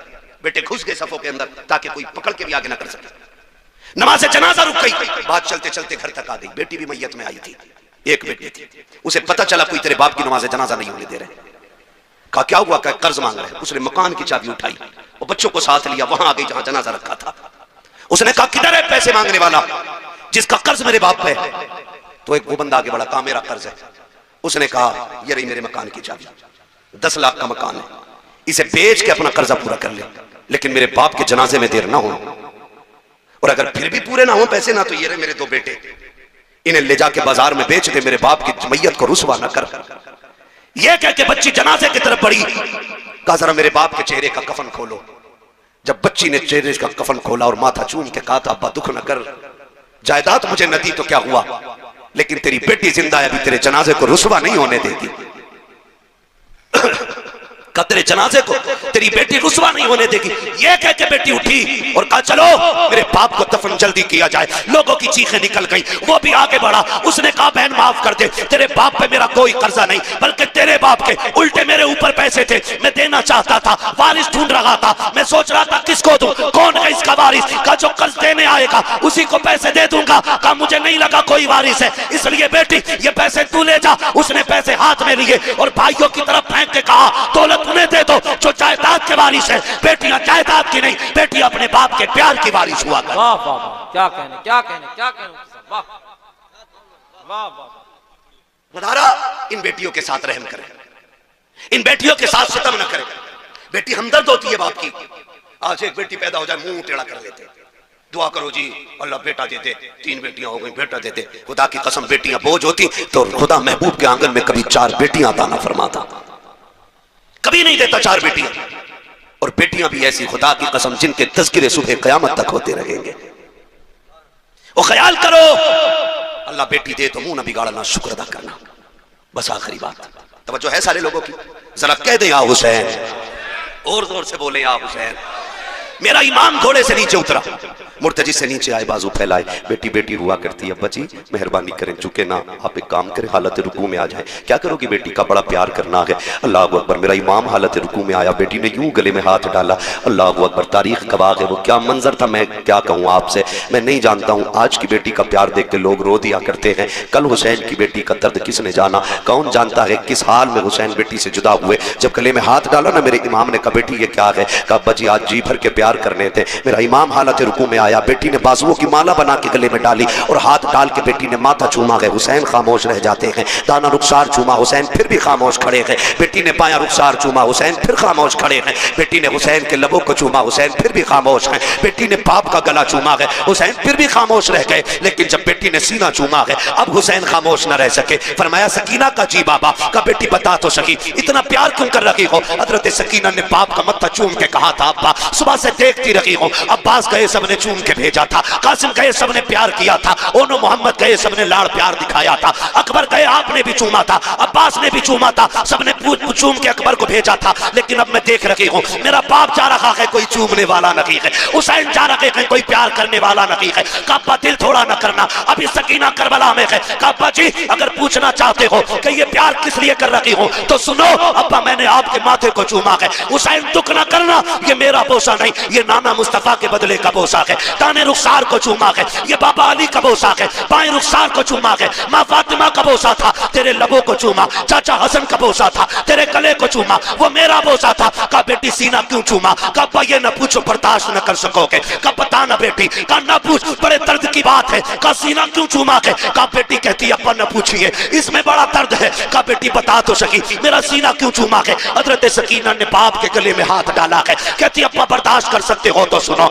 ये जो सीना चूमा है ये किसी और का बोसा नहीं बल्कि तेरी वो बीमार बेटी जो मदीने रह गई थी, आज तक जिसको तेरा इंतजार है, ये मैंने उसके बदले का प्यार किया है। का बेटी बता दो सकी ये प्यार सकीना तुमने सुगरा के बदले का कैसे किया। का रात आप बैठे थे, आप भाई अकबर से बातें कर रहे थे, मेरी लेटे लेटे आंख लगी, ख्वाब में तेरी मदीने वाली बेटी आई थी, उसने कहा था सकीना याद रखना जब शाम का वक्त होगा पापा करबला जाते होंगे, याद रखना वापस नहीं आने का, वापस नहीं आने का, जितना प्यार करना हो कर लेना, जितना प्यार करना हो बाबा से कर लेना, सबके बदले का प्यार करे ना तो मैं मदीने रह गई हूँ, मैं बाबा के साथ न जा सकी, इतनी मेहरबानी करना मेरे बदले का प्यार मेरे बाप के सीने पे कर देना। कहा हुसैन ये जो सीने का प्यार है ये मेरा नहीं तेरे मदीने वाली बेटी का प्यार है। उसके बाद कहा था चाहिए बाबा अब खुदा हाफिज है। मेरा इमाम जब बढ़ा के घोड़े की तरफ तोड़ के सकीना ने कलाई पकड़ के कहा था अब्बा एक सवाल का जवाब रह गया है जरा दे के चले जाओ। कहा क्या बेटी, कल सुबह से यतीम यतीम सुन रही हो, ये तो बताओ यतीम कौन होता है। मेरे इमाम ने कहा था सकीना जब घोड़ा खाली पलट के आ जाए समझ लेना कि तू यतीम हो गई है, जब सीन खाली हो जान जाना तू यतीम हो गई है। बेटी यतीम वो होते हैं जो तनहा रह जाते हैं, लेकिन सकीना सब्र करना तू तनहा नहीं है, तेरे सर पे नाना मुस्तफा का भी हाथ है, माँ फातिमा ज़हरा का भी। अल्लाह मेरा हुसैन घोड़े पे सवार हुआ, सवार होकर के करबला गए। करबला जाने के हालात मैं क्या बताऊं, खुदा आपको सलामत रखे।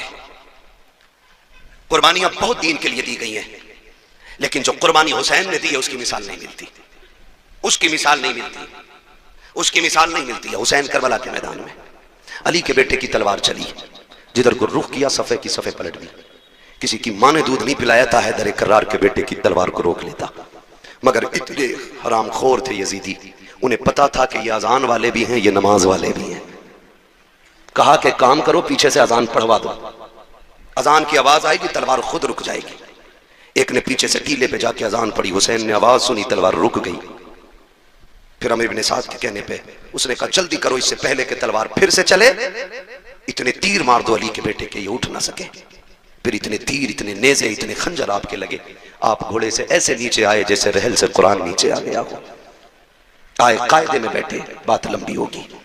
आके जब एक कुत्ता सीने पे बैठा, आपने फरमाया क्या वक्त हुआ है? कहा जोहर का वक्त है। कहा फिर जालिम हट, मुझे रब की बारगाह में सजदा कर लेने दे, सजदा कर लेने दे। मेरा इमाम सजदे में आया, गर्दन पे तलवार आई। या अल्लाह राजी है कि नहीं? आवाज आती है, या अय्यतुहन नफ्सुल मुतमइन्ना इरजिई इला रब्बिकी रादियतम मर्दिया फदखुली फी इबादी वदखुली जन्नती। गर्दन कटी, शोर हो गया। इस नवासे पर मोहम्मद मुस्तफ़ा को नाज है, इसकी जुर्रत पर अली शेरे खुदा को नाज है। सजदे तो सबने किए, इसका नया अंदाज है, इसने वो सजदा किया जिस पर खुदा को नाज है। मेरा हुसैन करबला में शहीद हुआ। और याद रखिएगा, शहादत करबला के बाद, शहादत इमाम के बाद तारीख़ करबला मुकम्मल हो गई। फिर जो सितम इन्होंने अहले बैत अत्हार पर किए, जो बेटियों बच्चियों पे किए गए, वो बयान से बाहर है, वो बयान से बाहर है। कोई ये ना समझे, कोई ये ना समझे मेरा हुसैन कमजोर था, कोई ये ना समझे मेरा हुसैन मजबूर था, कोई ये भी ना माने कि हुसैन मोहताज थे। खुदा की कसम, यहां तक उलमा ने लिखा है कि 7 तारीख को पानी बंद हुआ था, 7 से लेकर के शहादत तक किसी ने अली असगर को जमीन पे लेटने नहीं दिया था, नीचे नहीं लिटाया गया था। जानते हो क्यों? इस डर से नीचे नहीं लिटाया था, कहीं ऐसा ना हो असगर प्यास की शिद्दत से एड़ी रगड़ दे और खुदा एड़ियों के नीचे से चश्मे जारी कर देगा। इस डर से नहीं लिटाया गया था असगर को नीचे, कहीं चश्मे ना निकल आए। वो तो चाहते ही नहीं थे पानी आए। किसने कहा उन्हें पानी की जरूरत थी? उन्हें हौज़े कौसर की जरूरत थी, हौज़े कौसर की जरूरत थी। अल्लाह अकबर। करबला में जो हुआ, अभी आपने भाई इम्तियाज़ बरकाती साहब क़िबला से सुना, सैयदा ज़ैनब के हवाले से, इमाम ज़ैनुल आबिदीन के हवाले से, कैसे साबिर और शाकिर लोग थे। कौन बयान करे, कौन सुने, कौन समझे? हज़रत सैयदा ज़ैनब का जलाल, उनकी जुर्रत, उनका लहजा और उनकी बात करने का अंदाज़। जानते हो, मैंने ये पूरी बात बयान कर दी। एक बंदा ये साबित नहीं कर सकता हुसैन की शहादत पे ज़ैनब चादर उतार के आ गई है। एक बंदा साबित नहीं कर सकता। हुसैन की शहादत पे सैयदा ज़ैनब ने बाल नोचे हुए। मेरी समझ में तो ये बात भी नहीं आती है जब लोग कहते हैं ना चादरें छीनी गई। मेरी समझ में ये बात इसलिए नहीं आती है कि कत्ल करना ये अलग चीज है और चादरें उतरना ये अलग चीज है। सर उतर जाए शान नहीं जाती है, चादर उतर जाए तो इज्जत जाती है। समझ गए इतनी बात मेरी? कहते हैं चादरें छीनी गई। चादरें छीनने का मतलब है कि इज्जत का उतर जाना। सर का धड़ से उतरने का मतलब है कि शान के साथ शहादत पाना। समझ रहे हो? करबला में क्या सिर्फ प्यास थी, भूख नहीं थी? बोलो बोलो। फिर पानी का ही तज़किरा क्यों है भाई? पानी का ही हर कोई जिक्र क्यों करता है? पानी पानी पानी पानी। और हुसैन भी गए तो कहा था असगर को 2 घूंट पानी दो। रोटी हुसैन ने भी नहीं मांगी। जानते हो क्यों? वजह सिर्फ यही है ना, इसलिए हम रोटी की बात नहीं करते। और इसलिए हुसैन ने भी रोटी नहीं मांगी, क्योंकि रोटी वो मांगता है जो मोहताज होता है। क्या बात है? रोटी वो मांगता है जो फकीर होता है, और पानी कोई भी मांग लेता है। रोटी के मांगने वाले को मोहताज कहा जाता है, पानी मांगने वाले को मोहताज नहीं कहा जाता। इसलिए हुसैन ने रोटी नहीं मांगी, पानी मांगा था, पानी, ताकि कोई ये ना कह सके हुसैन भिखारी था करबला में, कोई ये ना कह सके हुसैन मोहताज था करबला में। पानी कोई भी चलते फिरते मांग सकता है, कोई भी मांग सकता है। तो इसी तरह सर उतर जाए कंधे से हार नहीं होती, लेकिन चादरें उतर जाए तो जिल्लत हो जाती है। आप कहते हो चादरें छीनी गई, मुझे एक बात याद आती है। हजरत राबिया बसरिया तारीख में बहुत बड़ा नाम है, बहुत बड़ी वलिया, सोई हुई है, चादर तान के सोई है। चोर आ गया और चादर चुराना चाहता था। क्या करना चाहता था? चादर चुराने के लिए जैसी राबिया बसरिया की चादर की तरफ हाथ बढ़ाया, पूछो इन उलमा से, अल्लाह ने अंधा कर दिया। क्या किया? फिर डर के पीछे हो गया, फिर आंखें ठीक, फिर चादर पे हाथ, फिर अंधा, 3 बार चादर। जब चौथी बार हाथ बढ़ाने लगा, आवाज आई, शर्म कर। राबिया सो रही है लेकिन उसका खुदा जाग रहा है। जो खुदा राबिया बसरिया की चादर नहीं उतरने देता, वो करबला में ज़ैनब की चादर कैसे उतरने देगा? राबिया अकेली सो जाए तो खुदा हिफाजत करता है, और करबला में अगले बैत का शेर ज़ैनुल आबिदीन हो, किसकी मां ने दूध पिलाया है ज़ैनब की चादर को छू सके? वाह वाह वाह, क्या बात मुफ्ती साहब, वाह वाह वाह वाह वाह। ओ भाई, ये करबला के सितम का है, लेकिन बेगैरती का मकाम नहीं है। इतनी गैरत का मकाम है, खुदा की कसम, तारीख गवाह है कि सैयदा कायनात की बेटियां जब कैदी बना के ले जाई गई, एक बाजार से गुजर रही है, बाजार से। सुनो, मैं ये नहीं जानता तुम ढोल को क्या समझते हो, लेकिन मैं तुम्हें बता दूं मैं ढोल को क्या समझता हूं। मैं तुम्हें बता दूं, ढोल बजा था करबला में, लेकिन हुसैनियों ने नहीं बजाया था, यजीदियों के हाथ में था। बस मैं इतनी बात कह चुका। एक कबीले, एक बस्ती से ये कैदी 72 नेज़ों पे 72 सर, सबसे आगे सर इमाम हुसैन का, उनके पीछे गाजी अब्बास का, उनके पीछे अली अकबर का, उनके पीछे हज़रत कासिम का। ऐसे सरों को नबी रुतबे के हिसाब से इन्होंने रखा हुआ था। सबसे पीछे सर, सबसे छोटे शहीद हज़रत अली असगर का सर था। सबसे आगे कैदियों में इमाम ज़ैनुल आबिदीन, उनके पीछे सैयदा ज़ैनब रज़ी अल्लाह तआला अन्हा। ज़ैनब वो है जिसके जलवों में सैयदा कायनात के जलवे नजर आते थे। और याद रखिएगा, हुसैन भी कोई खाली मदीने में पैदा होकर डायरेक्ट करबला नहीं पहुंचा है। हुसैन वो है जो 25 साल तक रियाजुल जन्ना में बैठ करके हुजूर की हदीसें पढ़ाता रहा है। मुहद्दिस भी है मेरा हुसैन। 25 साल तक रियाजुल जन्ना, जिसके अंदर जाने के लिए आज ऑनलाइन बुकिंग करके 5 मिनट के लिए जाने मिलता है, हुसैन 25 साल तक वहां बैठ के हुजूर की हदीस पढ़ाता रहा। क्यों ना पढ़ाता? ठहरा जो जन्नती जवानों का सरदार।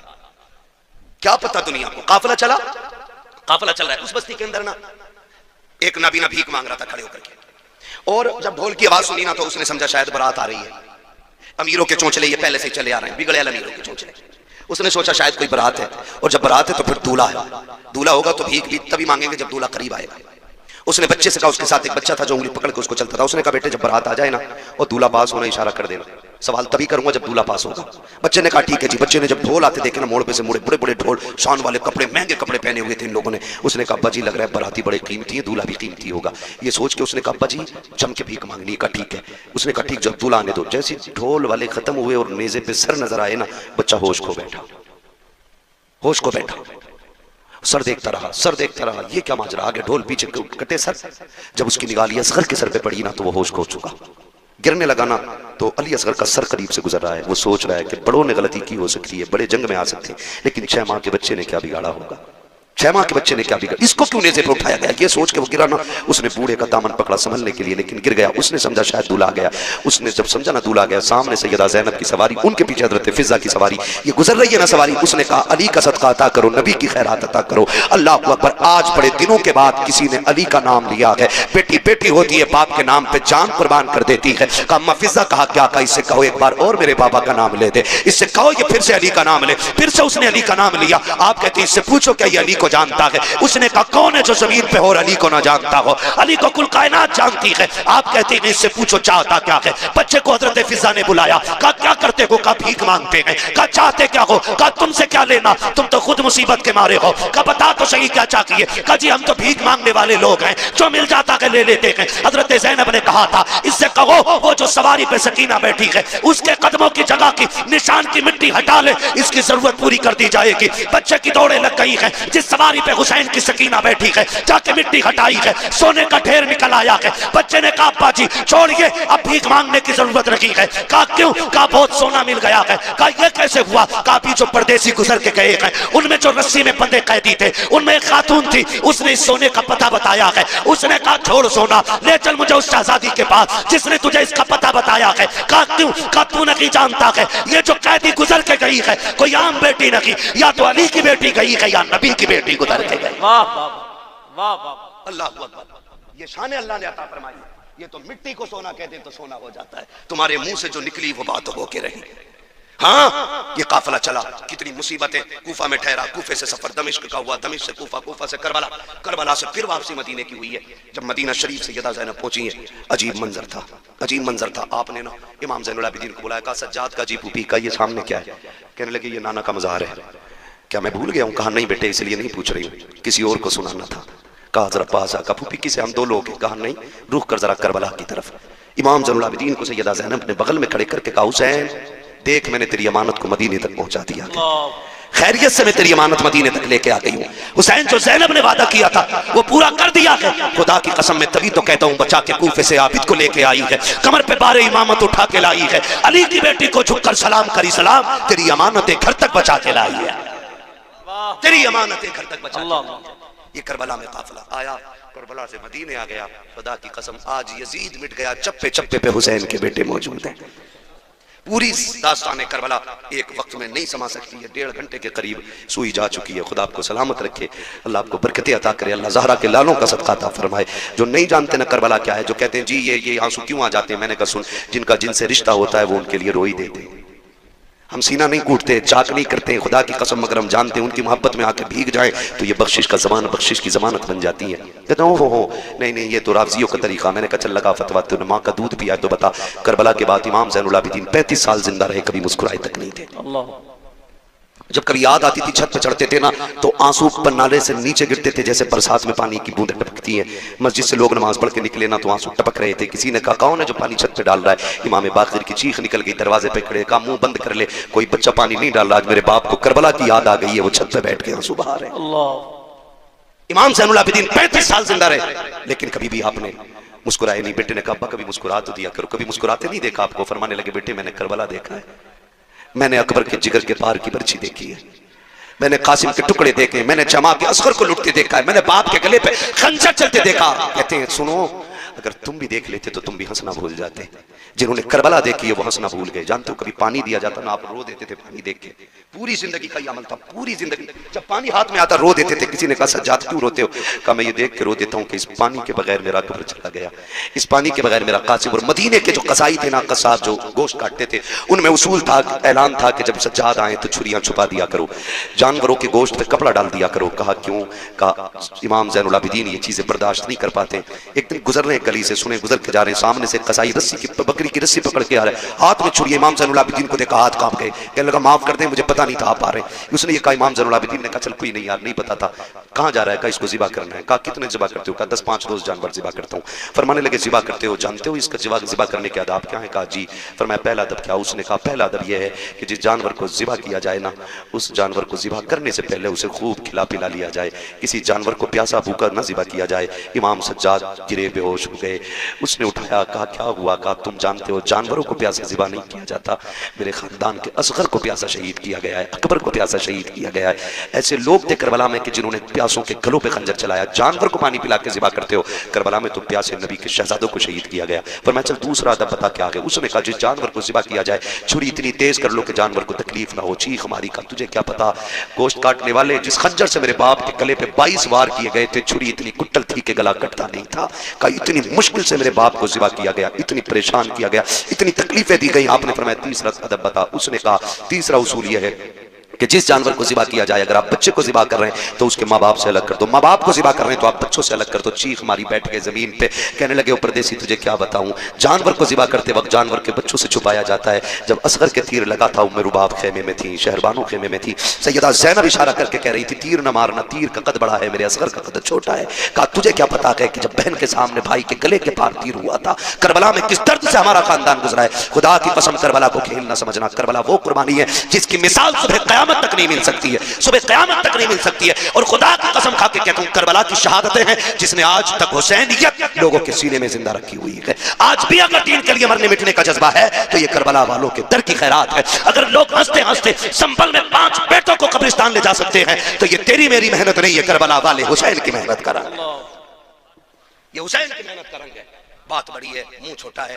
खुदा की कसम करबला को समझने की कोशिश करें। जब कभी खाना इमाम ज़ैनुल आबिदीन खाते ना तो 2-3 लुकमे करके खा के छोड़ देते थे। कहा क्यों नहीं खाते? कहा इस रोटी को देख के करबला की बिखरी हुई लाशें याद आती हैं। खुदा की कसम बताओ कोई ऐसा दर्द देखा हो तो बताओ। आपने बिखरी हुई लाशों को देख के कहा था इन मिलतिया रिह सबा यौमन इला अर्दिल हरम बल्लिग सलामी रौज़तन फीहा नबिय्युल मुहतरम। क्या जुमले थे मेरे इमाम के। खुदा की कसम इमाम ज़ैनुल आबिदीन ने जब ये कलाम कहा था, ये जब ख्वाजा गरीब नवाज की बारगाह में ये कलाम पढ़ा गया था ना, ख्वाजा गरीब नवाज चीखे मार मार के रो रहे थे। कहा और सुनाओ मेरे अजदाद की लिखी हुई शायरी, फिर पढ़ो मेरे अजदाद की लिखी हुई शायरी। इन्निल तियारी हसबा यौमन इला अर्दिल हरम बल्लिग सलामी रौज़तन फीहा नबिय्युल मोहतरम। हवाएं जब तुम्हारा मदीने जाना हो तो मुस्तफ़ा वहां गुंबद खजरा में लेटे हुए हुजूर मजार में गए, उनसे जाके हमारा सलाम कह देना। किस बेबसी में मेरे सज्जाद ने, किस दुख के आलम में ये जुमले कहे होंगे, वो कैसा दर्द रहा होगा इमाम ज़ैनुल आबिदीन का जब आपने हवा से आवाज देके कहा होगा कोई नहीं है परदेश में हमारी सुनने वाला, तू ही जाके मुस्तफ़ा से हमारा हाल बता देना। खुदा की कसम ये दर्द करबला का है। मैं तो कहता हूँ कि ज़बान से हो बयाने इज़्ज़ो शाने अहले बैत, मदह खाने मुस्तफ़ा है, मदह खाने अहले बैत, बे इजाजत जिनके घर जिब्रील भी आते नहीं, कद्र वाले जानते हैं कद्र शान अहले बैत। आज देखो अल्लाह ने ऐसा जलील किया है, जो काटने आए थे, जिन्होंने सर काटे थे वो मिट गए, और जो कटे थे आज भी वो जिंदा है, आज भी वो जिंदा है। किसी घर में यजीद का नाम नहीं मिलेगा, हर घर में 4-5 हुसैन मिल जाएंगे, 2-3 ज़ैनब हर कबीले में मिल जाएंगी, हर घर में एक आधा असगर या अकबर जरूर मिल जाया करता है। ये सदका हुसैन की दर की खैरात का है। जाओ आज भी करबला जाके देखो, उनके निशान मिट गए जो कब्जा करने आए थे, और जिनको पानी के बगैर कत्ल किया गया था, आज भी नहर फुरात पे उन्हीं का कब्जा है, आज भी वही काबिज है। कोई ये ना समझे हुसैन मजबूर था, खुदा की कसम हुसैन मजबूर नहीं था, और हो भी नहीं सकता था, क्योंकि उस नाना का शहजादा है जिसकी शान ये है, आता है फकीरों पे उन्हें प्यार कुछ ऐसा, खुद भीख दे और खुद कहे मंगते का भला हो। मंगता तो है मंगता कोई शाहों में दिखा दो, जिसको मेरे सरकार से टुकड़ा न मिला हो। बस जो हुआ अगला तुमको माफ फरमाए रब्बे कायनात। जिंदगी ने दिया साथ, फिर होगी मुलाकात, चमन रहा फूल खिलेंगे, जिंदगी रही फिर मिलेंगे, मुसाफिर है हम भी मुसाफिर हो तुम भी, किसी मोड़ पर फिर मुलाकात होगी। फकीरान आए सदा कर चले, सदा खुश रहो ये दुआ कर चले। सारे लोग कलमा शरीफ पढ़ लीजिए, ला इलाहा। ऐसा नहीं है मैं आहिस्ता पढ़ रहा हूं तो आप भी आहिस्ता पढ़ेंगे, इस नियत से पढ़ें कि इसका सवाब ज़हरा के लालों को पहुंचेगा। जोर से पढ़ें, ला इलाहा इल्लल्लाहु मुहम्मद रसूलुल्लाह अस्तगफिरुल्लाह रब्बी मिन कुल्ली ज़ंबिन व अतूबु इलैहि व मा अलैना इल्ला। मतलबी लोग हैं हम, मतलबी लोग। बीमारी तो छोड़ो, गरीब का तो जनाजा भी नहीं उठाना चाहते हम लोग। अमीरों के जनाजे में बढ़ बढ़ के कांदा देते हैं। ये इस्लाम नहीं है, ये इस्लाम नहीं है। मेरा नबी है, अरब की जमीन है, तपती हुई गर्मी है। औरत आई, उसने इशारा किया, हुजूर तपती हुई दोपहरी में उठे, जाके बातें करने लगे। बहुत देर तक बात करती रही। जब वो अपनी मर्जी से बात करके गई, ज़ियाबा कहने लगे, महबूब आपको 63 साल जिंदगी में पूरी कायनात संवारनी है, आप इतना कीमती वक्त उस पागल के लिए खर्च कर दिया, इसे कोई मुंह नहीं लगाता। मेरे नबी के नबूवत वाले होठ खुले, और आका करीम ने फरमाया, सहाबा जिसे कोई मुंह नहीं लगाता, क्या उसे मैं भी मुंह ना लगाया करूं? सुभान अल्लाह, माशाअल्लाह। मेरे हुजूर ने फरमाया, जिसे कोई सीने से नहीं लगाता, उसे सीने से लगाने के लिए मैं आया हूं। ओ भाई, यह सुन्नत है हुजूर की, जिसे दुनिया जलील करे तुम उसे इज्जत दो, तुम इसे इज्जत दो। मैं अर्ज कर रहा था, बात बढ़ गई। कहां खोले हैं गेसू यार में, खुशबू कहां तक है। कभी कभी बेटियां वो काम कर जाती हैं जो बेटे नहीं कर पाते। माँ बीमार हुई, बाप बीमार हुआ, बेटे ने छोड़ दिया, लेकिन बेटियां नहीं छोड़ा करती, बेटियां नहीं छोड़ा करती। अगर गलत कह रहा हूं तो बताओ। तुम जिन्हें लावारिस समझ के ना जायदाद का एक बीसा जमीन नहीं देके जाते, जो उसका अपना हक है, जी। बीके भर की हवेली में एक बैठक उसे नहीं देके जाते, तुम्हें क्या लगता है? खुदा की कसम सुने, हमने जनाजे ऐसे भी देखे, जब बाप का जनाजा उठा है तो बेटियां जनाजों के साथ दौड़ी हैं, हमें भी इनके साथ ले जाओ। अब जीने का मतलब खत्म हो गया है। जिसके घर में बेटी है, मैं नहीं जानता वो अपने आप को क्या समझता है, लेकिन इतना जानता हूं, जिस बेटी के सर पे बाप का साया होता है ना, वो बेटी अपने आप को शहजादी समझा करती है, शहजादी समझा करती है। बेटियां होती हैं, हम बेटियों को लावारिस कर देते हैं। सुने बेटी क्या होती है, बात याद आ गई तो मैं ये बात कर जाऊं। अल्लाह ने एक अमीर को 4 बड़ी बड़ी फैक्ट्रियां दी। कितनी? सो गए? खत्म कर लूं? कितनी दी? सारे बोलेंगे तब आगे बढ़ूंगा, वरना मेहनत कर रहा हूं। 4 दी ना, 4 बेटे अल्लाह ने उसको दी, 4 बड़ी बड़ी फैक्ट्रियां, लेकिन कुछ अकाउंट में भी था। उसको अल्लाह ने बड़ी बेटी अता की, बड़ी बेटी हुई, उसने उसकी शादी कर दी। शादी के बाद कोई समधी से या किसी से अनबन हो गई, झगड़ा भी ना हमारी कौम को तबाह किया। आज कोई छोटा होना ही नहीं चाहता कि भाई सलाम कर ले, का क्यों करूं मैं, उससे कम हूं क्या? मुहावरा तो ऐसे बोलते हैं, माइक में नहीं बोल सकता। हाँ, मिंबर का भी एक एहतराम है अपना। ये मिंबर रसूल है, इसकी कदर करते हैं और करनी भी चाहिए। मैं नहीं बोल सकता, कहा मैं उससे जाकर सलाम करूं, और घटिया जुमला बोल के मुहावरा बोलते नहीं। फरमाया गया, जो पहले नाराज भाई को सलाम करता है, अल्लाह उसके सारे गुनाह माफ फरमा देगा, है ना। मरने के बाद सबको जन्नत चाहिए और जिंदगी में किसी को मतलब नहीं। गलत नहीं कह रहा हूं, मर जाना तो कह रहा मेरे अब्बा बड़े नेक थे, रोज एक गिलास चिड़ियों को पानी पिलाते थे। चल चिड़ियों का पानी याद है, और तेरे अब्बा ने मोहल्ले भर का जो खून पी रखा था वो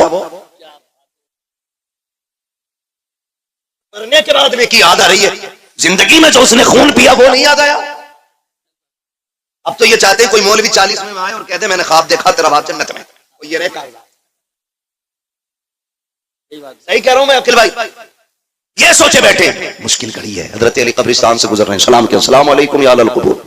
आवाज आई वालेकुम सलाम। आपने फरमाया कब्र वालों बताओ क्या हाल है। उन्होंने कहा अली पहले ये बताओ जिन्हें हम छोड़ के आए थे उनके क्या हाल है। कहने लगे किन की बात कर रहे हो। कहा हम अपनों की बात कर रहे हैं। मौलाए कायनात फरमाते हैं किसे अपना कहते हो। वो तू जिसे बेवा छोड़ के आया था उसने निकाह कर लिया। जो तेरे यार थे उन्होंने दूसरे दोस्त बना लिया। और वो जो तूने हवेली बनाई थी ना, तेरे बच्चों ने इतनी दीवारें खड़ी की हैं कि घर का घरुआ बन गया है। तेरे बच्चों ने उनका नक्शा ही बदल के रख दिया। किन्हें अपने कह रहा है। अब तुम बताओ तुम्हारा क्या हाल है। उन्होंने कहा हम ये समझते थे बिल्डिंगें गाड़ियां ये कामयाब जिंदगी है। कहा कब्र में आए तो पता चला कि यहाँ पे दुनिया का सिक्का नहीं, जाके जमाने से बता देना यहाँ मदीने वाले की गुलामी का सिक्का चला करता। कहा कैसा पाया। कहा बहुत लज्जतें थी दुनिया में, लेकिन कहते हैं जब मौत का पहला झटका लगा ना, कहते हैं जो कड़वाहट मौत के पहले झटके पे महसूस हुई थी अभी तक वो कड़वाहट हमारे मुंह से नहीं गई है। खेल नहीं है, बदलो अपने रवैये। और कहा जब कब्र में आए जो इसने झटका दिया गया, अब तक कांप रहे हैं। बरसों बीत गए अभी तक वो दहशत नहीं गई है जो कब्र ने झटका दिया था। अभी तक उस दहशत को हम भुला नहीं पा रहे हैं। अली जाओ जमाने को बता देना कि तैयारी कर ले, यहाँ पे दुनिया का सिक्का नहीं हुजूर की गुलामी का सिक्का चला करता है। ओ मेरे भाई कान खोल के सुनो, हुए नामवर बेनिशा कैसे कैसे, जमीन खा गई आसमां कैसे कैसे। कोई यहाँ दौलत वाला, इज्जत वाला, शोहरत वाला कोई नहीं बचने वाला है। हमें खत्म हो जाना है, मगर खुदारा रवैये बेहतर कर लो, अखलाक अच्छे कर लो। अल्लाह ने 4 बेटे दिए, 4 मीलें दी। मूंछ के झगड़े की खातिर 10 साल बेटी के दरवाजे पे नहीं गया, बेटी से कांटेक्ट ही खत्म कर दिए। लेकिन बेटी तो बेटी होती है। लेकिन देखो हालात बदलने में देर नहीं लगती है। अगर अच्छे दिन ज्यादा नहीं देर टिक पाते हैं तो बुरे दिन भी ज्यादा देर नहीं रुक पाएंगे। अगर बुरे दिन ज्यादा दिन नहीं रुकते हैं तो अच्छों की भी कोई उम्र नहीं होती है। अल्लाह कादिर मुतलक है, जब चाहे तब तब का पलट देता है। कभी तख्त से उठा के तख्ते पे डाल देता है, कभी तख्ते से उठा के तख्त पे बैठा देता है। ये वही कादिर मुतलक है। कभी उसकी जात को ना भूलना, अकड़ने की जरूरत नहीं है, अपने आप को उसके आगे झुकाए रखना। कभी दौलत पे गुरूर ना करना, नाक बूझ के झगड़े को एक तरफ डालो, हुजूर के सच्चे गुलाम हो जाओ। नाक की खातिर उसने 10 साल बेटी को नहीं देखा। इत्तेफाक से तबीयत खराब हुई, दर्द हुआ, हॉस्पिटल लोग लेकर के चले गए। डॉक्टर ने चेकअप करके कहा तेरे गुर्दे फेल हो चुके हैं, अब जिंदगी कम रह गई है। उसने कहा बड़ा पैसा है, इलाज की कोई सूरत। उसने कहा बच जाएगा अगर तुझे गुर्दा मिल जाए। उसने कहा जितना चाहे पैसा ले ले, अल्लाह ने बड़ी दौलत दी है, गुर्दा चेंज कर दे। डॉक्टर ने कहा नहीं जी ये गुर्दे मिला खरीदा नहीं करते हैं। कहा फिर कहीं तेरा अपना गुर्दा देगा, उसके बाद तेरी जिंदगी बच पाएगी। बड़ा घमंड था उसे 4 बेटों पर, बड़ा गुरूर था उसको बेटों पर। उसने कहा 4 बेटों के लिए जिंदगी कुर्बान कर दी, पूरा हो गया इन्हें पढ़ाते लिखाते, क्या ये मेरे लिए इतना नहीं कर सकते। उसने कहा बुलाओ बेटों को। 4 बेटों को जब बुलाया गया, सबसे पहले बाप ने बड़े बेटे से कहा बेटे मैं कुछ और दिन जीना चाहता हूँ, तुम्हारे बीच रहना चाहता हूँ। डॉक्टर ने कहा जीना है तो एक गुर्दा जाना पड़ेगा। बेटे एक गुर्दा दे दे, मैं भी तेरे साथ कुछ दिन जी लूं। बेटे ने इतना सुना, लहजे बदल गए बेटे के। उसने कहा तुम अपनी जिंदगी बर्बाद कर चुके हो, हमारी क्यों बर्बाद करना चाहते हो। हम गुर्दा दे करके अपनी जिंदगी बर्बाद नहीं करेंगे। जब बेटे ने इतना कहा, उसने दूसरे बेटे की तरफ देखा,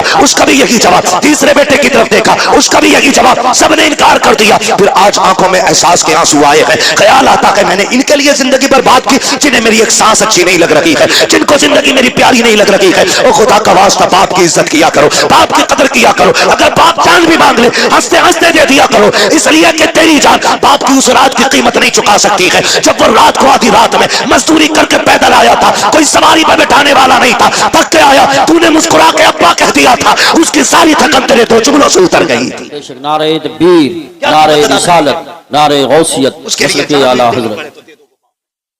बाप है उन नौजवानों में तुमसे कह दूं, बाप एक दरख्त है, औलाद एक टहनी है। याद रखिएगा टहनी कितनी भी मजबूत और हरी भरी क्यों ना हो, अगर जड़ से जुदा हो जाती है, तने से टूट जाती है तो फिर वो हरी नहीं रहती है। बेशक बेशक, ये याद रखना, फिर वो हरी नहीं रहती है। जो औलाद माँ बाप के साए में परवरिश पाती है उसके वजूद की नशो नुमाई अलग होती है, और जो बाप से दूर रहते हैं वो जिस्म कभी फल नहीं पाते। बेशक, इसलिए कि बाप का साया ही बेहिसाब बरकत वाला होता है, बेहिसाब बरकत वाला। टूट गया बाप, डॉक्टर से कहा चल यार मुकद्दर में जिंदगी की चंद सांसें हैं, हॉस्पिटल ले चल इलाज कर। उसने कहा क्या इलाज करना, गुर्दे फेल फिर आदमी खत्म। कहा कोई तो दवा होगी। कहा कोशिश करता हूं बचना नहीं है। कुछ सांसें अगर हिफाजत से आ जाए। उसने कहा ठीक। भर्ती हुआ, बेटे लौट गए। बाप नाराज हो गया। जब यह हादसा हॉस्पिटल में हुआ ना तो बात खानदान तक पहुंची, चलते चलते रिश्तेदारियों में पहुंची, फिर ये बात चलते चलते उस बेटी के दरवाजे तक पहुंच गई जिसके दरवाजे पे 10 साल से बाप नहीं गया था। उसके दरवाजे पे पहुंची जिसके दरवाजे पे 10 साल से बाप नहीं गया। उसे पता चला बाप के गुर्दे फेल हो चुके हैं। डॉक्टर ने गुर्दा मांगा कि भाइयों ने देने से इनकार कर दिया कि कोई अपना ही देगा तब जिंदगी बचेगी। 6 माह के बच्चे को सीने से लगाया। 100 किलो 150 किलोमीटर का सफर करके बेटी हॉस्पिटल आ गई। बाप से नाराजी है। डॉक्टर से आके कहती फला नाम का मरीज किस वार्ड में है? का फला वार्ड में। का जल्दी कर मेरा गुर्दा निकाल और उसके डाल दे। का तू है कौन? का बस ये न पूछ, अब तो सब मना कर चुके हैं। फिर तहकीक किस बात की है? मेरा ऑपरेशन कर, तुझे गुर्दा चाहिए, मैं देने आई हूँ। बच्ची ने गुर्दा दिया। वापस जाने लगी। कुछ दिन रुकने के बाद जब वापस जाने लगी डॉक्टर ने कहा बेटी बताना तू है कौन? का क्या करेगा पूछ के? का अगर मरीज ने पूछा तो क्या बताऊं? का कुछ मत बताना। उसने कहा नहीं बताना मेरी भी जिम्मेदारी बनती है, कुछ तो पता बता के जा कहां की रहने वाली है। बच्ची ने कुछ नहीं बताया। का अगर जिद करता है तो कागज कलम दे दे। बेटी ने एक तहरीर लिखी, लिखने के बाद बंद की। कहा इसको संभाल के रख, अगर निकलने के बाद मरीज खुद पूछे तब ये निकाल के देना, अगर ना पूछे तो दे मत देना, इसे फाड़ के फेंक देना। अल्लाह अकबर इतना कह के बेटी तो चली जाती है। कुछ दिन के बाद जब उसकी छुट्टी होने वाली है पूरा खानदान आ गया, चारों बेटे आ गए क्योंकि अकाउंट में बैलेंस बाकी था। उन्होंने सोचा मरते मरते अब्बा को राजी कर लो, लेकिन बाप बाप होता है। जब बाप की अना पे आ जाती है तो मर जाता है, लेकिन औलाद के आगे झुका नहीं करता है। बाप को यही एटीट्यूड, यही काफी है कि वो तेरा बाप है। खुदा की कसम जब बेटे दरवाजे पे आके खड़े हुए हैं, सबने कहा था मिलना चाहते हैं, कहा मुझे किसी से नहीं मिलना है। जो लोग खिदमत थे कहा पहले वहां लेके चलो। मैं डॉक्टर का शुक्रिया अदा करना चाहता हूँ। डॉक्टर के पास बाप गया, कहा यार तेरा एहसान है, मेरे अपनों ने तो टुकरा दिया था, तूने जिंदगी बचाई है। डॉक्टर ने कहा मेरा शुक्रिया अदा न कर, शुक्रिया अदा करना है तो उस बच्चे का शुक्रिया अदा कर जो तुझे गुर्दा दे के तेरी जिंदगी बचा के गई है। जैसे इतना सुना बेकरार